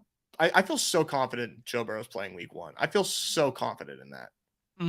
Yeah, I mean, maybe it has something to do with that. Maybe it's a little mini window dip FUD that, I don't know. I didn't read too much into those comments, to be honest. Like, I saw the comment and I was just like, okay. Like, it makes sense that a player would say that. Like, they have Super Bowl aspirations. They want him to rest a little bit longer. It's like the NBA thesis, right? It's like, man, we could probably get by without you for 2 weeks, That's kind of bold of them to say. I will say, like, all right, man. Like, you think you guys got it like that? All right. Bro, I might need to go for a walk. I am triggered right now. I am so triggered. What happened? What happened now? I have 2 shares of Justin Jefferson in 125 drafts. Like, at this point, I'm just like, I won't care. You have the worst season of your freaking career, JJ, which is not gonna. Oh, it's okay. It's all right. I would just be happy I'd be happy for my friend, I'd just be like, my friend. Shut the fuck up, John. I will drop the full name, Jonathan. I just did it. F you, brother. 2 shares of JJ. You might as well. Like, you know what? If I can't get him at 102, I'd really like John to get him at 102. I don't know. Maybe something nice. I mean, at this point, man, like, thoughts on just like a full fade and then you take them every time you can in the battle royales? Like, what are we that's doing? The biggest Nez hedge I've ever heard. Yeah, what are we doing, Nez? No, Nez. Think about it. Get your hedging ass off. Think about how much rake you could pay by doing that. By drafting Justin Jefferson in the battle royales in the last year. Oh my goodness. No, it's whatever. Oh man. I've been seeing that a lot. Did you watch Pittsburgh this weekend? No. I was golfing whenever they were playing.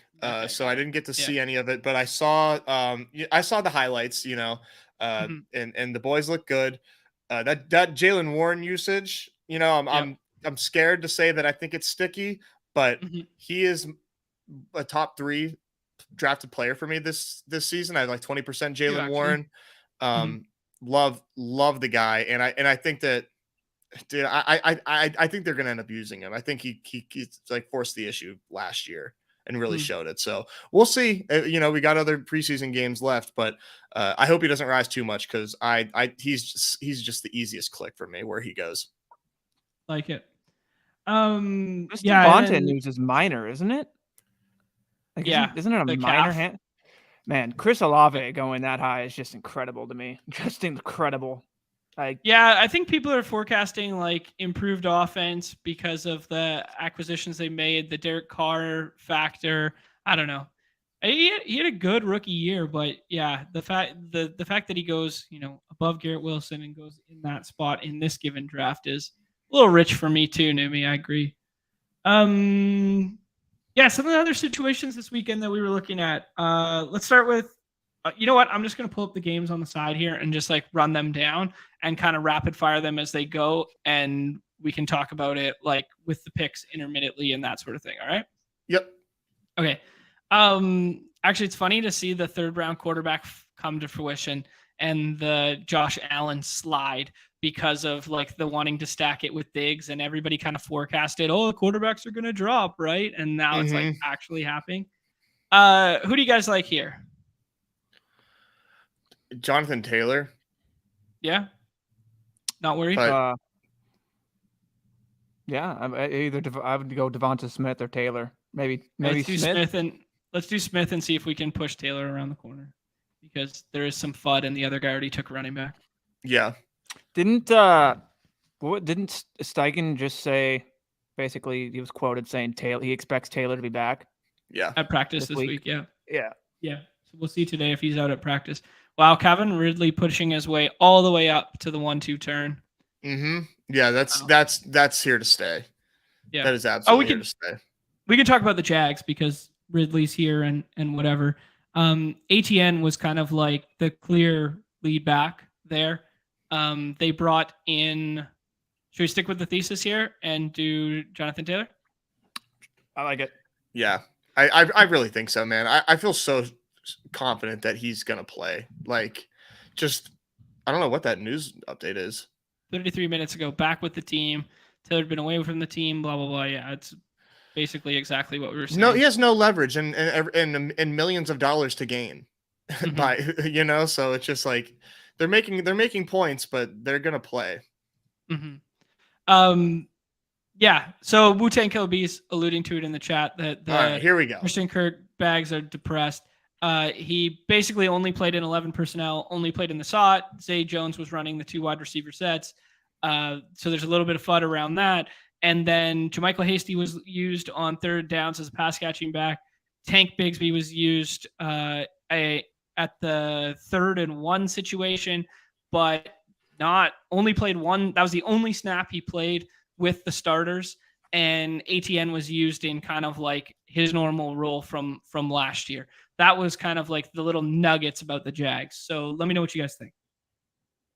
I'm not I hope there's Kirk FUD. If you like Christian Kirk, you should be like ecstatic that there are threads and alarms being sounded because he didn't play on the outside in 2 wide receiver sets in the first week of preseason. Like, holy crap, who effing cares? He is one of the highest paid receivers in the league. He has had good seasons year after year after year. He's done it like for years. They've nothing to worry about. If there is an actual Christian Kirk dip, I will be buying the shit out of it.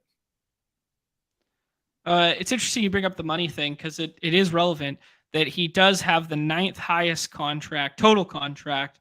Be interesting to see guaranteed money at signing because I remember him getting a decent chunk, about the same, 37. Yeah, but he is the quote unquote 9th highest paid wide receiver in all of football, which is just an interesting little note from you, Nez, there that even Calvin Ridley, who goes ahead of him and obviously a completely different situation and whatnot on his own team, but just, the hashtag team follow the money.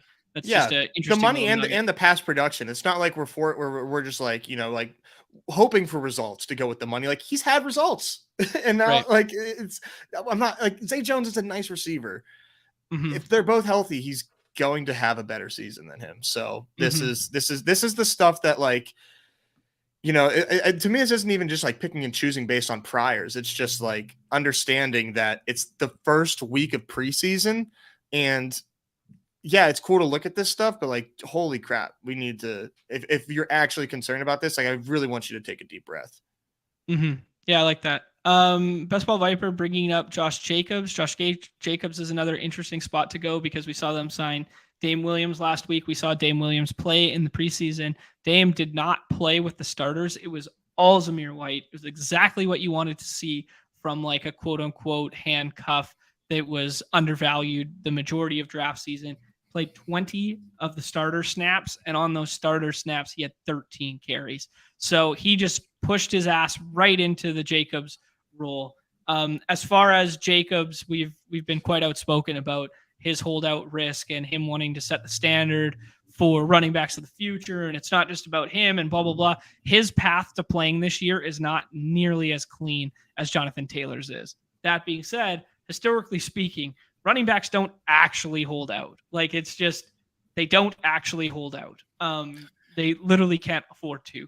So it'll be interesting. But for me, the biggest takeaway from that game was that Zamir White is like clearly their number 2. He looked half decent. He got 13 carries, scored a touchdown. He had 40 something yards. Yeah. No, that's a very fair assessment of that. He's definitely the one that carries the most risk based on like what we all think. But right now his price is a little too good to ignore for what he did and how good he is at football. Like it. Anything to add there, Neumy? No, I'm sorry. I'm just right now. I'm going through the best ball hub on Fantasy Life and figuring out where I screwed up on all these guys' ADPs and how they've went down and my ADPs lower than their current ADP. Do you guys like it? I take Najee when he falls. I do not. When he's 7 picks past, it's Najee or ETN here, and and to me, it's it's such a slam dunk to let these guys fall to you. These values of starting running backs on half decent teams, it's good. I feel strongly that it might look a little silly. Like I don't know if there's a better way to do ADP right now, but I know that whenever the board falls to you a certain way, like and you don't take advantage, like you're being silly. And a JSN reach, it's starting. Flipping the board. I like Terry here. I think Terry's like a slight tier break above these guys. You could twist my arm into the Christian Kirk with like setting up a stack. I think McLaurin, and let's just see what either Terry or Brandon Ayuk. I'm a big you do like Ayuk a lot, and I think that's a good shout. This room might be different because there are some people in here listening to us, and maybe they won't buy the Kirk FUD, but it would be kind of interesting to see if like Kirk falls in this room and just kind of see it in practice. Are people scared? Very interesting start from Best Ball Viper here, where he started with the 2 Cincinnati guys. Dude, and then he already had Jalen Hurts, and then bang, jams Burrow with that, and just going to make it like a 2 elite quarterback build with the stack being this. I mean, I guess he hopes at 69 or 76 Goddard comes back around, and this becomes like that beautiful stacky stack start. Kind of fun. Yeah, that's shades of the regular season winner there with Burrow and Hurts. While we're on the Raiders for a second, has there been who? Hold on, let me look 1 second because I don't want to speak like completely out of turn here. Yeah, he did play with the starters. Okay, Trey Tucker. Trey Tucker was a 3rd round pick. He made a nice diving left sideline catch in the first preseason game last night or yesterday. Has there been an underhyped rookie? Nobody said his name all draft season. He was a 3rd round pick. He's a 3rd round pick. They're talking about the potential of cutting Hunter Renfrow. They got like Keelan Cole and Philip Dorsett ahead of him in quotations. I mean, maybe I don't want to be buying, Jimmy Garoppolo wide receivers, but like he's a 3rd round pick. I don't know. Like every other 3rd round pick gets drafted in BBM. Why is Trey Tucker not getting consideration? 100th overall. That's pretty interesting. I will say. I mean, like I think we all just like gravitate toward what we assume to be concentrated with Jacoby Myers and Devontae, of course, with the addition of Michael Mayer, however you say his name. To be honest, I'm not sure. Yeah. And Hunter Renfrow still being there.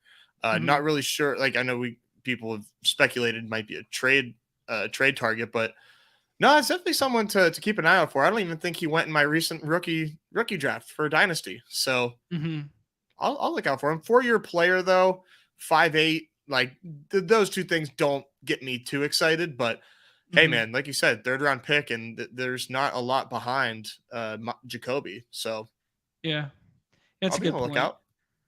I like the shout from T-Bear in the chat here. Maybe T-Bear, another name that we could have dropped. More of an NFL guy, but another name we could have dropped on that list earlier that we might have missed on. And hot take: Chargers will be who we think the Jags will be who we think the Chargers will be.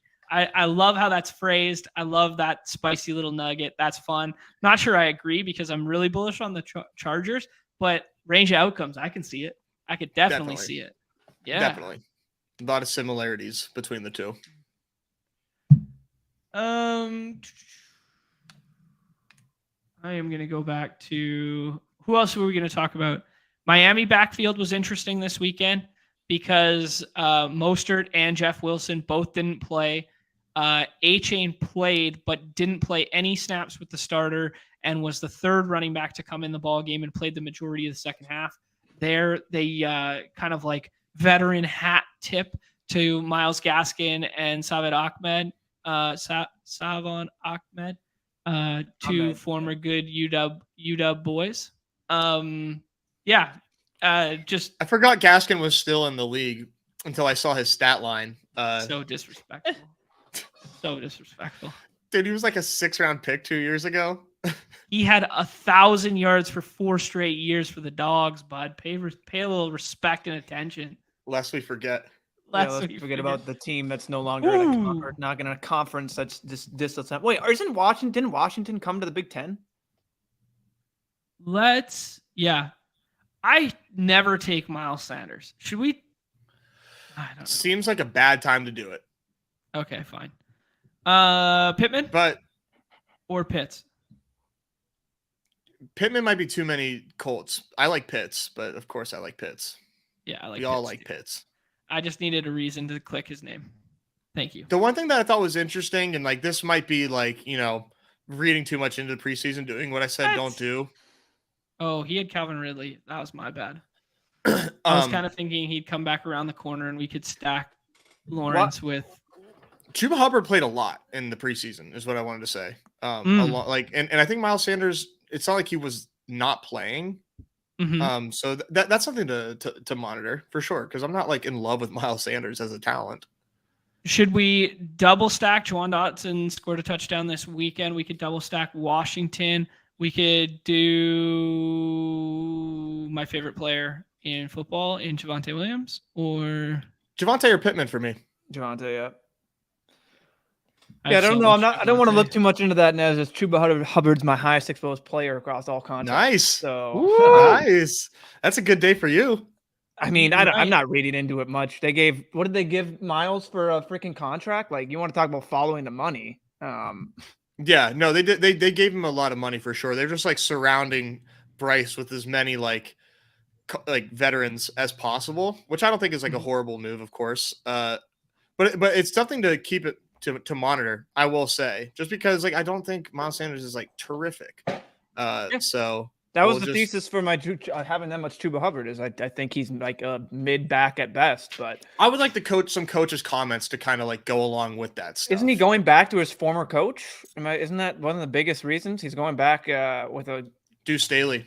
Yeah, so he's back former there, running backs coach. Yeah, he's just had great things to say about him, yada yada. But yeah, I'm not going to try and get too hyped. But yeah, if Chuba wants to eat into that and Miles maybe isn't good, who knows? Who knows if Chuba's even good? So yeah, I mean that's the thing. Like I say that about Sanders, but I'm also like pretty certain Chuba Hubbard like isn't like a world beater either. But some of these running backs might just need a couple years to develop. I mean, it is just a little bit different how running backs are emerging in these last few years, I will say. So one of these guys that maybe we are losing patience for could finally step up and like kind of break through. They could there could be a breakout running back season here. Like it could very easily happen, but I'm not betting on it. But I'm just saying. Yeah, Chuba, interesting that you guys were alluding to. He played 11 of 11 snaps with the starters. Miles Sanders did not play the game, so just okay. Just kind of interesting there. The other one that I wanted to Jets backfield. I saw someone take Hall earlier while you guys were talking there, and I was just thinking through it in my mind. Is Jets backup running back battle? Izzy's looked nice. Izzy looked nice in both preseason games so far. He played the Hall of Fame game, and I thought he looked really good. And then I thought he looked good with the second string team there, but he was behind both Zonovan Knight and Michael Carter. And Bruce Hall obviously didn't play, still out with the injury. But yeah, just interesting to note that he was kind of like fourth in line in terms of depth chart in the way he worked there while we were talking about running backs. James Cook played every running back snap for the Bills with the starters. Might be something there. What are my other notes here? Oh, Evan Hall, like Deion Jackson didn't sniff the field. So if you're looking for backhand handcuff for the Colts, yeah. Hall's the rookie, I believe, right? I believe he's a rookie. Yeah, yes, yeah. And he started with the ones without Taylor, and then Jackson came in and factored in. I'll call that a big endorsement. You don't see rookie running backs really like make that leap. Like even with Izzy, where we all like Izzy's talent, like, and there's not a lot in front of him. A lot of these teams don't really give rookie running backs an opportunity unless they were clearly selected in the draft to be given that opportunity. So I'm going to call that like a signal for a backup running back there for RB2. I like that. This Huge is just like shit. a huge hammer for me on Treylon here. I don't see anyone else who comes close. No. Can you guys hear the dog? A little bit, but it's okay. Just Mr. Good Boy doing Mr. Good Boy thing. Slamming the gavel down a couple times. After this next pick, I've got a skedaddle. Sounds good. I guess this is kind of like the Kansas City range, so maybe we could talk about that. And then the Jameson Williams one. Not a big surprise to me that Jameson Williams, they told us he was going to play a lot in the preseason. He needed reps. He didn't play much last year. He played well into the second and half with the backups and whatnot. That was not surprising or it shouldn't be surprising to anyone because he's going to miss the first 6 games and he needs reps. Like he's a rookie. Straight up. Yeah. Like he has very few snaps in his repertoire so far. He needs to get on the field. Maybe if he can just start catching some footballs, or maybe not. Let his price dip a little further. That would be fine with me too. That is another top 3 drafted player of mine is JMO. So those drops were like, but I'll take more. I got still like half my BBMs to go. Who do you guys like here? I can't clicking Michael Thomas. Did we do Pittman? I like Thomas as well, I will say. You guys like Michael Thomas? Yeah, we got a 3-5-1 right now. We don't have to do Thomas. I just can't stop clicking them, so that's just my fault, my own fault there. But yeah, other like Tony has so much risk. Dalvin has a lot of risk. Gibson is probably not the RB1 on his team. AJ Dillon isn't the RB1 on his team, and then Penny. Like this is a very risky zone here, and I like Charbs. But I like Thomas there. But I will say I just want to just throw my hat in the ring for Charbonnet. I think he's very good and could definitely they put the same they put the same draft capital as they did into Kenneth Walker for Zach Charbonnet. So there's no, you know what I mean? Like that's one thing that the Pat and other analysts were pounding the table for. Is that just get that comment off my screen? Fucking Christ! Like Jesus Christ! All right, the whole train of thought is gone now. So all right, good luck, guys. I'm excited to see how this draft shakes out. I need some soup. Soup. Feel better, bud. Thanks, guys. All right, peace. GLs indeed. We see Penny go there. Penny's an interesting one because a lot of talk about the Eagles' backfield this weekend, where they sat Boston Scott and they sat Kenny Gainwell, and a lot of people were reading into that as like a bad thing for Penny and Swift. But I think it's just a nod to 2 veteran guys that they know what they have in those players. And hey, let's see what we got. These guys, you know, Penny, the quote after from Nick Sirianni was that like Penny hadn't been hit in a long time because he missed, you know, the tail end of last year. He hadn't played real football and he doesn't want these guys coming in cold and dry. So, I mean, I'm not crazy fudding on Penny or Swift yet. It was interesting to see Penny get some pass catching work when we thought it would be more of a Swift role. I guess that was kind of interesting, but the comments he alluded to kind of sounded like, well, maybe those 2 will sit next game and it'll be a Gainwell and Boston Scott game. So I don't know. How'd you read that one, Neumy? Yeah, I mean, new guys came in, got to work. The old guys got the first break. They're going to mix it up and see what they got. That's coach speak. You know, I just read it as they're just going to give everyone they're going to see what they got. I mean, they got a muddled backfield. So Puppy 3 live. Oh, sick. Nice shout. Let's see. Did they hashtag make it bigger? Holy smokes. It is basically the same size as weekly winners. 1 million in total prizes. I guess that makes it 200 to first. Yeah, 200 to first, 100 to second. Is there a regular season prize? Didn't see one. Not by the looks of it. Interesting. Okay, I got to check this here. I'm going to start thinking a little bit about what the quarterback room for this team is going to look like.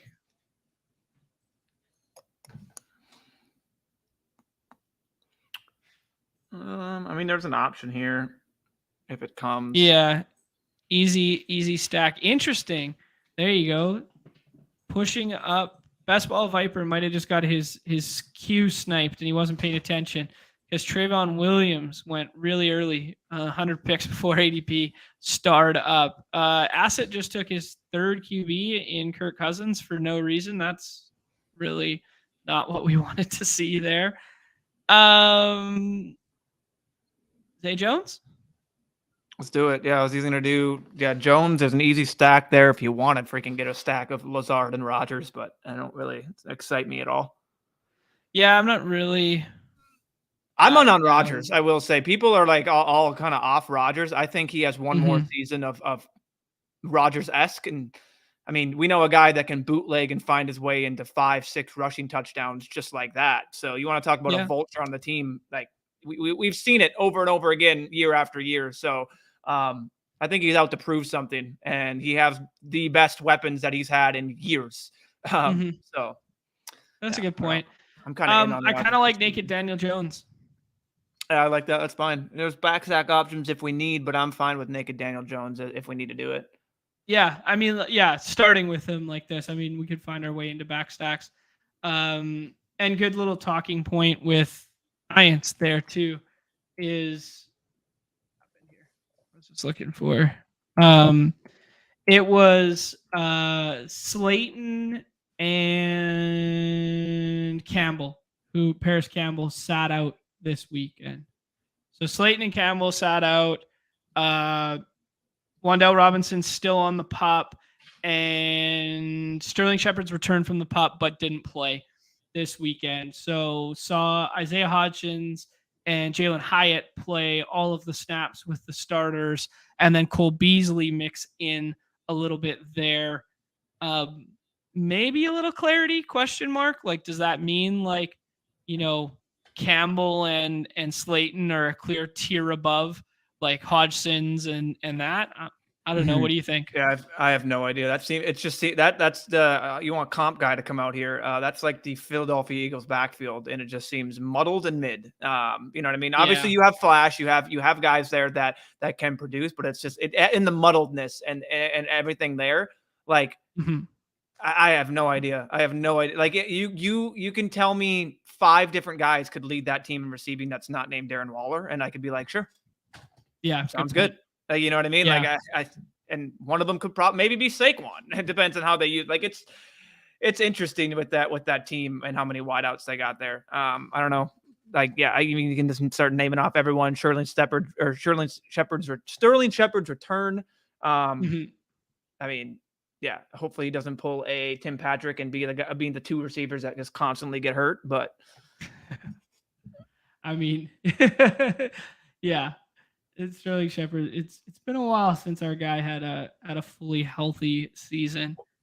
Tough because when he was not like before his first injury, he was doing pretty well. So I like me some Sterling Shep. I guess I'm kind of drinking this Zay Jones Kool-Aid a little bit with that pick because I haven't taken a bunch of Zay Jones yet, and it kind of just. We already made a bet on the offense with ATN. It felt like a good little double down to bet on Zay Jones too, but maybe I'm just drinking the Kool-Aid a little too much there with what happened over the weekend in 2 wide receiver sets. Who else is on my note sheet here?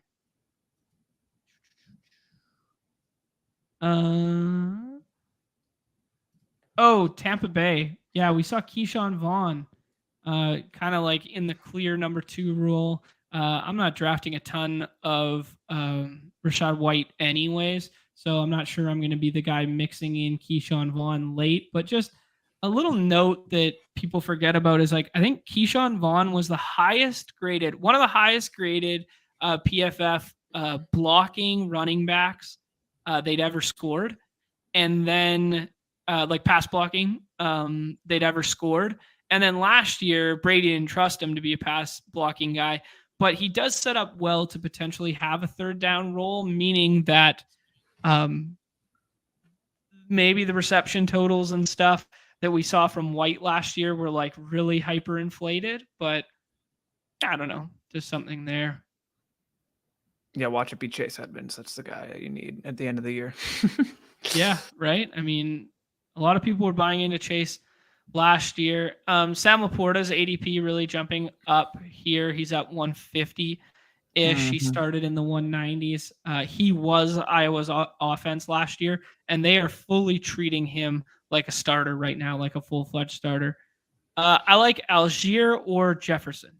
Who do you like, Neumy? I think Algier. Okay. Make a little bit of an Atlanta bet with Kyle there.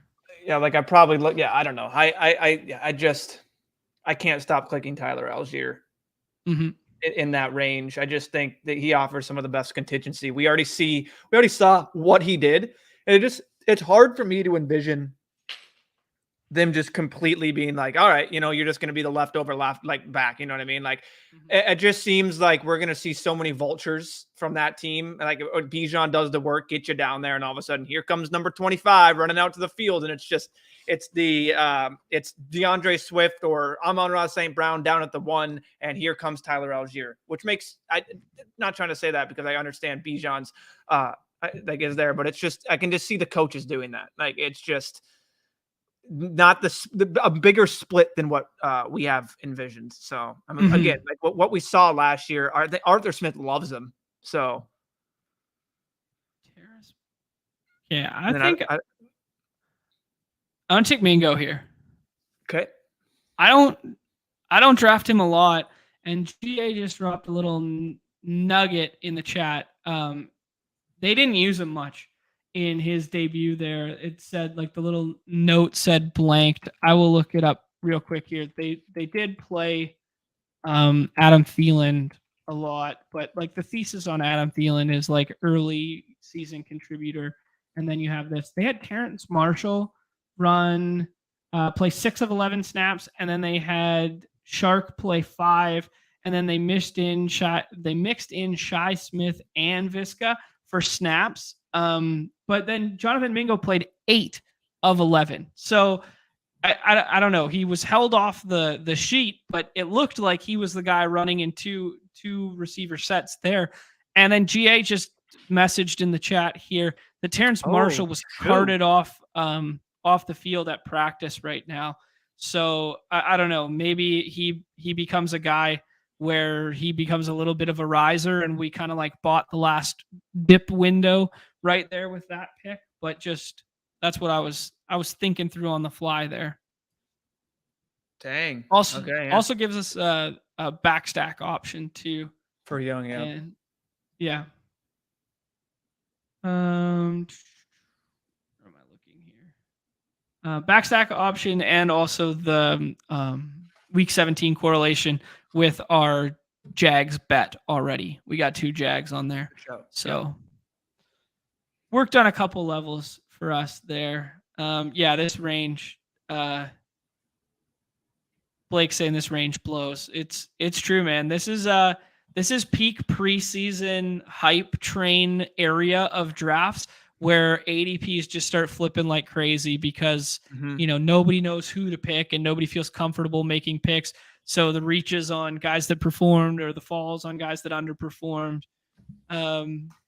Asset defending his Kirk snipe here by saying that he had Hawkinson. We will allow it. I don't know. 3 quarterbacks in the first 10 rounds feels heavy, but if you had Hawk, we will allow it.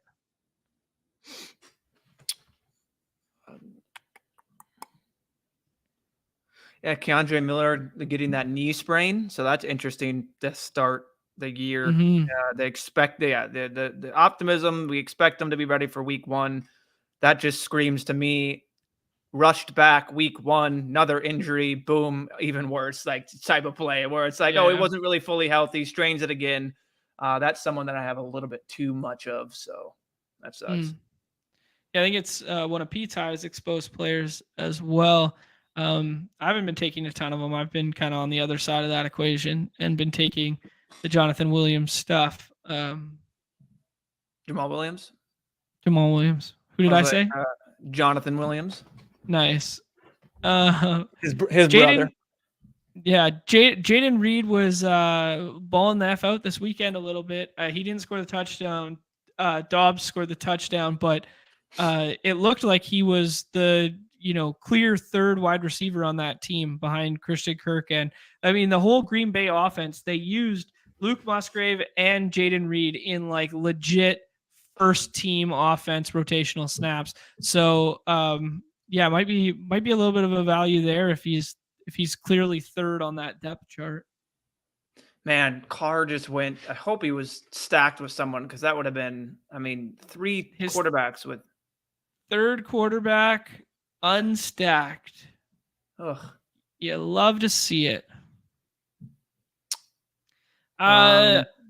This feels like This feels like Jeff Wilson to me. Oh yeah, let's do it. Yeah.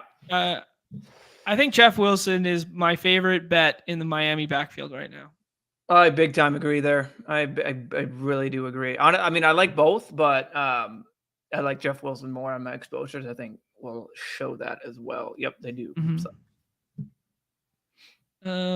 If we had Van Jefferson instead of Steve in Fishtown, great screen name, on the turn here, that would have been a nice little cheeky stack with Stafford. He goes ahead and does exactly that. Surprised you've had restraint for your boy. Yeah, I mean, like I always just click Kyler here, and then I kind of wanted to do something different. I kind of want to take two dusty quarterbacks with this build and just make it a 3 quarterback dust fest. Sounds good to me. Yeah. Dawson Knox feels good to me here. I love it. I'm all aboard Dawson Knox. Dawson Knox feels good, or Curtis Samuel to set up a double stack felt good. Curtis Samuel playing basically the complete wide receiver. They ran their starters to start that game for like 15 or 16 snaps, a little bit more than most other teams. I think partly because Sam Howell's, not a rookie anymore, but he's still young in his own respect, and they want to get him some reps with the first team there. Yeah, it was very clear that it was Terry, it was Dotson, and it was Samuel. As soon as we go to 11 personnel, Samuel comes on the field. Yeah. Give me 1 second here. I gotta. Yeah, dude. Okay. What else I got on my note sheet here? Cowboys backfield stuff was clearly Malik Davis with the starters over Rico. Rico was getting some love last week in camp, but the bigger news with the Cowboys was Jake Ferguson. Jake Ferguson, seeing his price rise a little bit there, but ran 9 routes on 13 snaps, played 13 of 17 snaps with the first team and got 3 targets there. So just immediate usage for him, playing dividends. Interesting that Malik Davis was used in a pass catching role as well. He had, I want to say 3 targets as well, 3 or 4 targets. I remember looking at it earlier, but just a little side note there. Ravens still love Justice Hill, freaking evergreen. He's always out there.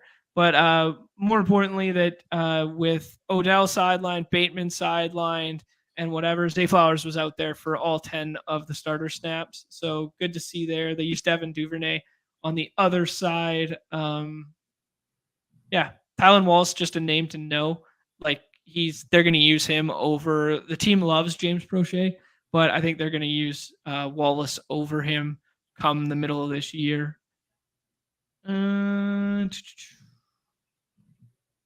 People hyping up Puka. Puka made a nice catch in that battle for Rams number 3 wide receiver.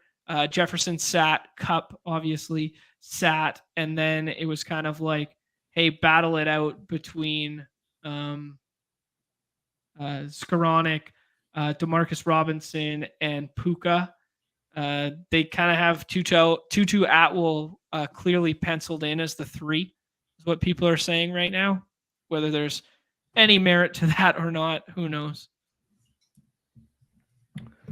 Wow, Michael Wilson's team. Holy crap. Oh, yeah, there's another one. So Rondell Moore, we put on the cover there. Some smoke that 2 wide receiver sets, Zach Pascal and Michael Wilson. Michael chiseled out of granite, Wilson, both running on the outside. And Rondell Moore was only playing slot snaps, which would leave him in a weird position, potentially splitting with Greg Dortch, splitting slot rotational snaps. So less than ideal run out in the first game of the preseason for Rondell Moore when there was some hype around him, and then Michael Wilson getting the love instead. Yeah.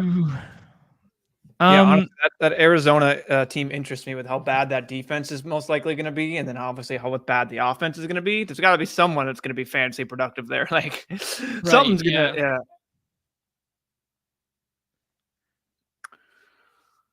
I'm thinking we take 2. Say again. Quarterbacks. Yeah. I think I know who too. So we can just take them. I don't know who. I was thinking I don't take a ton of Sam Howell. I was thinking stacking Sam Howell with Terry made sense. We could do Bryce Young with Mingo and then get Howell too. Yeah. We could do both. Did you have? All right. Yeah, I don't know who your other guy was. There's a couple players I want right here. Yeah, that idea is good with Bryce Young, Mingo, or we do Sam Howell, Terry. Either way, I don't think to take quarterback with this next pick. I think we might have to. How's the board looking?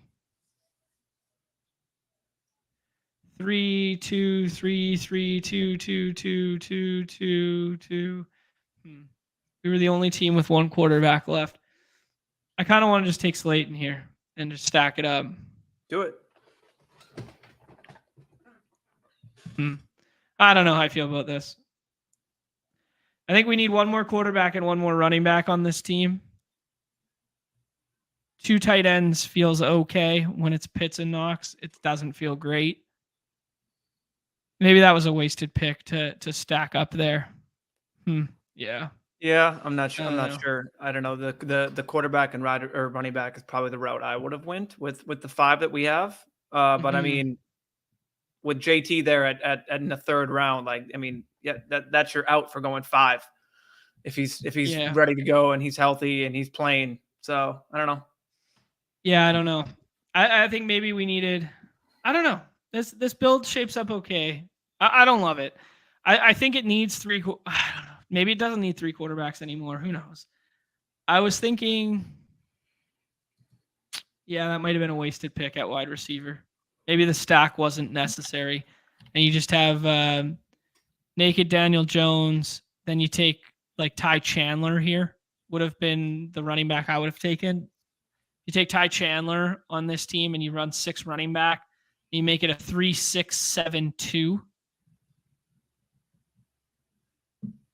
Because what's Slayton? What's Slayton do for this team? Not much. Yeah, fuck. I fucked up. I led us astray.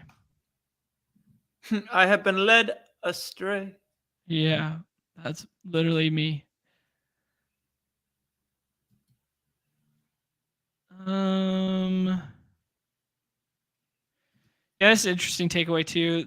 Arizona being a tight end dump off fest. Yeah, I mean they got Zach Ertz back now. I think they end up moving Zach Ertz. Someone kind of taking on a little bit of money. They're in full tank mode. Who else we got? Yeah. This is a Pete draft here on the end here.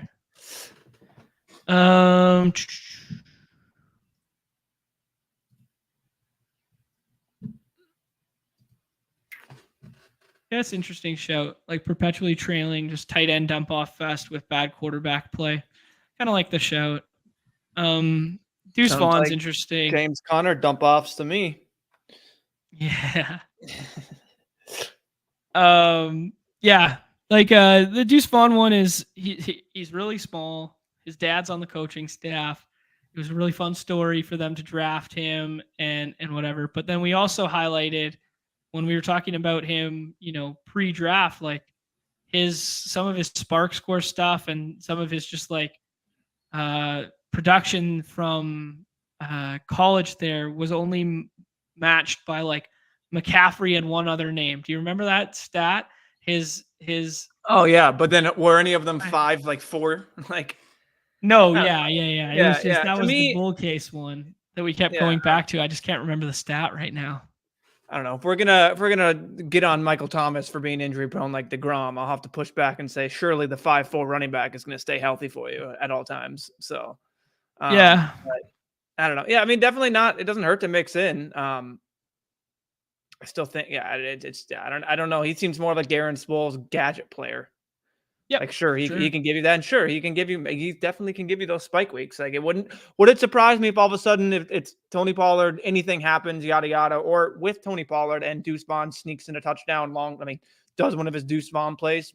Sure. I don't know. It seems interesting. If people are going to be, and like you said, as an 18th round pick, who really cares? So if that's where he's going, but look at that Keandre fall all the way to 182. Or Kendrick. Team is hashtag not good. Yeah, the 182 fall there. Puka going in the last round here. Paris Campbell. Ty Chandler still on the board. Kareem Hunt going at 183. He was the highest riser over the last week. He visited 2 teams. He visited the Colts and I think 3 teams maybe. Colts. Yeah. You know what's crazy about Kareem Hunt is he low-key the best situation for him right now is to go back to Cleveland because that Jerome Ford is week to week and we're not so sure on his status. Wouldn't that just be a thorn in all of the first round or end of set or start of first half of the second round for the Nick Chubb steam there? Chase Edmonds going there, Michael Carter, Ty Chandler staring us in the face still. I think this team needs another quarterback, though. And I think Ryan Tannehill was the one I was waiting to come back to us to pair with Treylon Burks. That was kind of like my plan the whole time. Or you could also do the Desmond Ridder and do Desmond Ridder with Kyle Pitts. But I think 3 quarterbacks has to be the build here, right, Neumy? Yeah, I agree. Okay. Yeah. Let's do Tanny. Dust-ass Tanny. It feels bad to go just 2 quarterbacks when it's Daniel Jones and Sam Howell. But yeah, we shall see. Speaking of Danny Dimes, there's been some really nice quotes about how effective Darren Waller has been. I'm regretting not having enough Darren Waller right now when I keep clicking Pitts and Goddard and Kelsey, Kelsey and Kittle in this range. Darren Waller, we see him push up to 58 here and jump that tier. But the reports on Waller have been, Dable saying there's nobody on the defense who can cover him and blah, blah, blah. Like it just really bullish Darren Waller stuff coming out.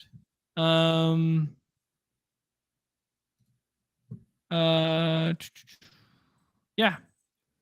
Oh, Pete picked Jordan Mason today. We did Jordan Mason on one earlier there. Yeah, and then thank you, GA. These were the 3 visits. Saints, Colts, and Vikings. Couldn't remember the Vikings visit there. All right, let's recap it, Neumy, and call it. This was a long one. 2.5-hour grind, but fun one because doing that list is something we've talked about doing for so long. And, it's fun to give people their shouts on this platform where we spend so much time. We talk so much about like football players and baseball players, but we don't talk about the actual drafters and the players. So wanted to do that one. Our latest BBM entry in the books was a 3.582. Probably played better as a 3.573 or a 3.672, right, Neumy? Yeah, I kind of agree with you there. Yeah, I don't know. That's the Slayton pick. If DBF have to nitpick, I would have maybe changed it, went running back. I don't know who was in that range to go, but I don't know if we. Nobody really went at the end of the draft here. It's interesting. Kenneth Gainwell was another name I was looking for. 149 in the 13th round there. He's my second highest exposed running back right now at per Fantasy Life and this amazing Best Ball Hub at a ADP of 170. So nice. We'll take that if he's going to continue to get steamed up. That's fun. Yeah, that's some good closing line value there. Yep. Yeah, little victories for sure. If we had gone running back, basically after Slayton, no one went until Michael Carter and Chase Edmonds in the last round. Those were the only two running backs who went after that pick. So we could have had our pick of all of the running backs that were here. CPAT feels like a handcuff, which is, I don't know, kind of fine. They play different roles. Fat Lanny, as I'm always liking to draft over and over again. CEH playing with the starters for the Chiefs there was good to see. Ty Chandler would probably be my favorite pick of the bunch here. T-Bear telling us to watch the film on Deuce Vaughn. I did not see the game. You are correct. So maybe Deuce Vaughn looked good there with the second team. Yeah, that's one thing. Whenever you're going to go with the second team, you're probably going to go with second team defense or third stringers as well. So yeah, but we hyped him a little bit early there. Evan Hall, we probably didn't want to handcuff with Taylor, but just free in the last round right now and kind of looks clearly in line to be the second on the team there. Anyways, a 3-5-8-2 that was Danny Dimes, Sam Howell, and Ryan Tannehill. My ugliest quarterback room of draft season yet, I think. I've been kind of on team bullish, push the guys up a little bit there. And then Taylor, ATN, Javonte Williams, Tyler Algier, and Jeff Wilson. Really like the running backs, but probably would have liked a sixth. Justin Jefferson at the 102. Don't remind Neumy. Devontae Smith, Scary Terry, Treylon Burks, Michael Thomas, Zay Jones, Jonathan Mingo, who might see a little boost here with the Terrence Marshall injury. Don't know the severity of it. Darius Slayton, who sat out the preseason game, looks to be their kind of like only healthy clear-cut starter right now. And then Kyle Pitts and Dawson Knox. What do you think, Neumy? It's not bad. I mean, I like it. A lot of the guys that I'm kind of mixing in, nitpick that one pick, sure. Otherwise, yeah. I think it's good. Love it. Yeah. I think we could the nitpick is not just a nitpick. I think it was a mistake. I think you're right about that. Let's hit the wrap it up box. We will be back tomorrow. We will be talking baseball, look at some of the advance rate stuff, hopefully have some advance rate data to see kind of like what players have been pushed through and that sort of thing. Dig into our own dingers, bullpens, yada, yada, all that good stuff. And then talk the daily slate for sure. There's a good daily slate for baseball today as well. 8 gamer, I believe, 8 or 9 gamer. So there's a good one. Yeah, 8 gamer going. So best of luck to everybody playing in that. Neumy, any parting words? No, great show. That was really fun. The list will grow. We'll get that baby looking. Someone will get that sheet looking real nice. We'll laminate it, be in the hall, and we'll continue to update it. And excited to see what updates need to be made given when BRs start coming out for NFL. So it's gonna be really fun. Good luck on everyone. Hopefully we get these payouts here soon. We can start throwing it back into the site for the ecosystem. That's what we're all going to do. So yeah. It's been a fun one. Yeah, for sure. Hashtag grow the list. Help us out. I shared the link. It's back in there somewhere. Hashtag grow the list. Let's do that. Promo code MLB at sign up for $100, 100% match deposit up to $100 on the great site of Underdog Fantasy, the platform of the people there. And we'll be in the baseball streets the remainder of the day. So come get some drafts in, hang out with us, and we will be back on the Underdog HQ network tomorrow to talk a little baseball on behalf of Neumy, Nez, and myself, everybody's favorite time of the show. Oh, actually, may the pods be in your favor. May the pods be in your favor with the Pup Cup and with all the advancement. Best of pod luck out there to everyone. Fun show. Everybody's favorite time of the show. The end. Peace.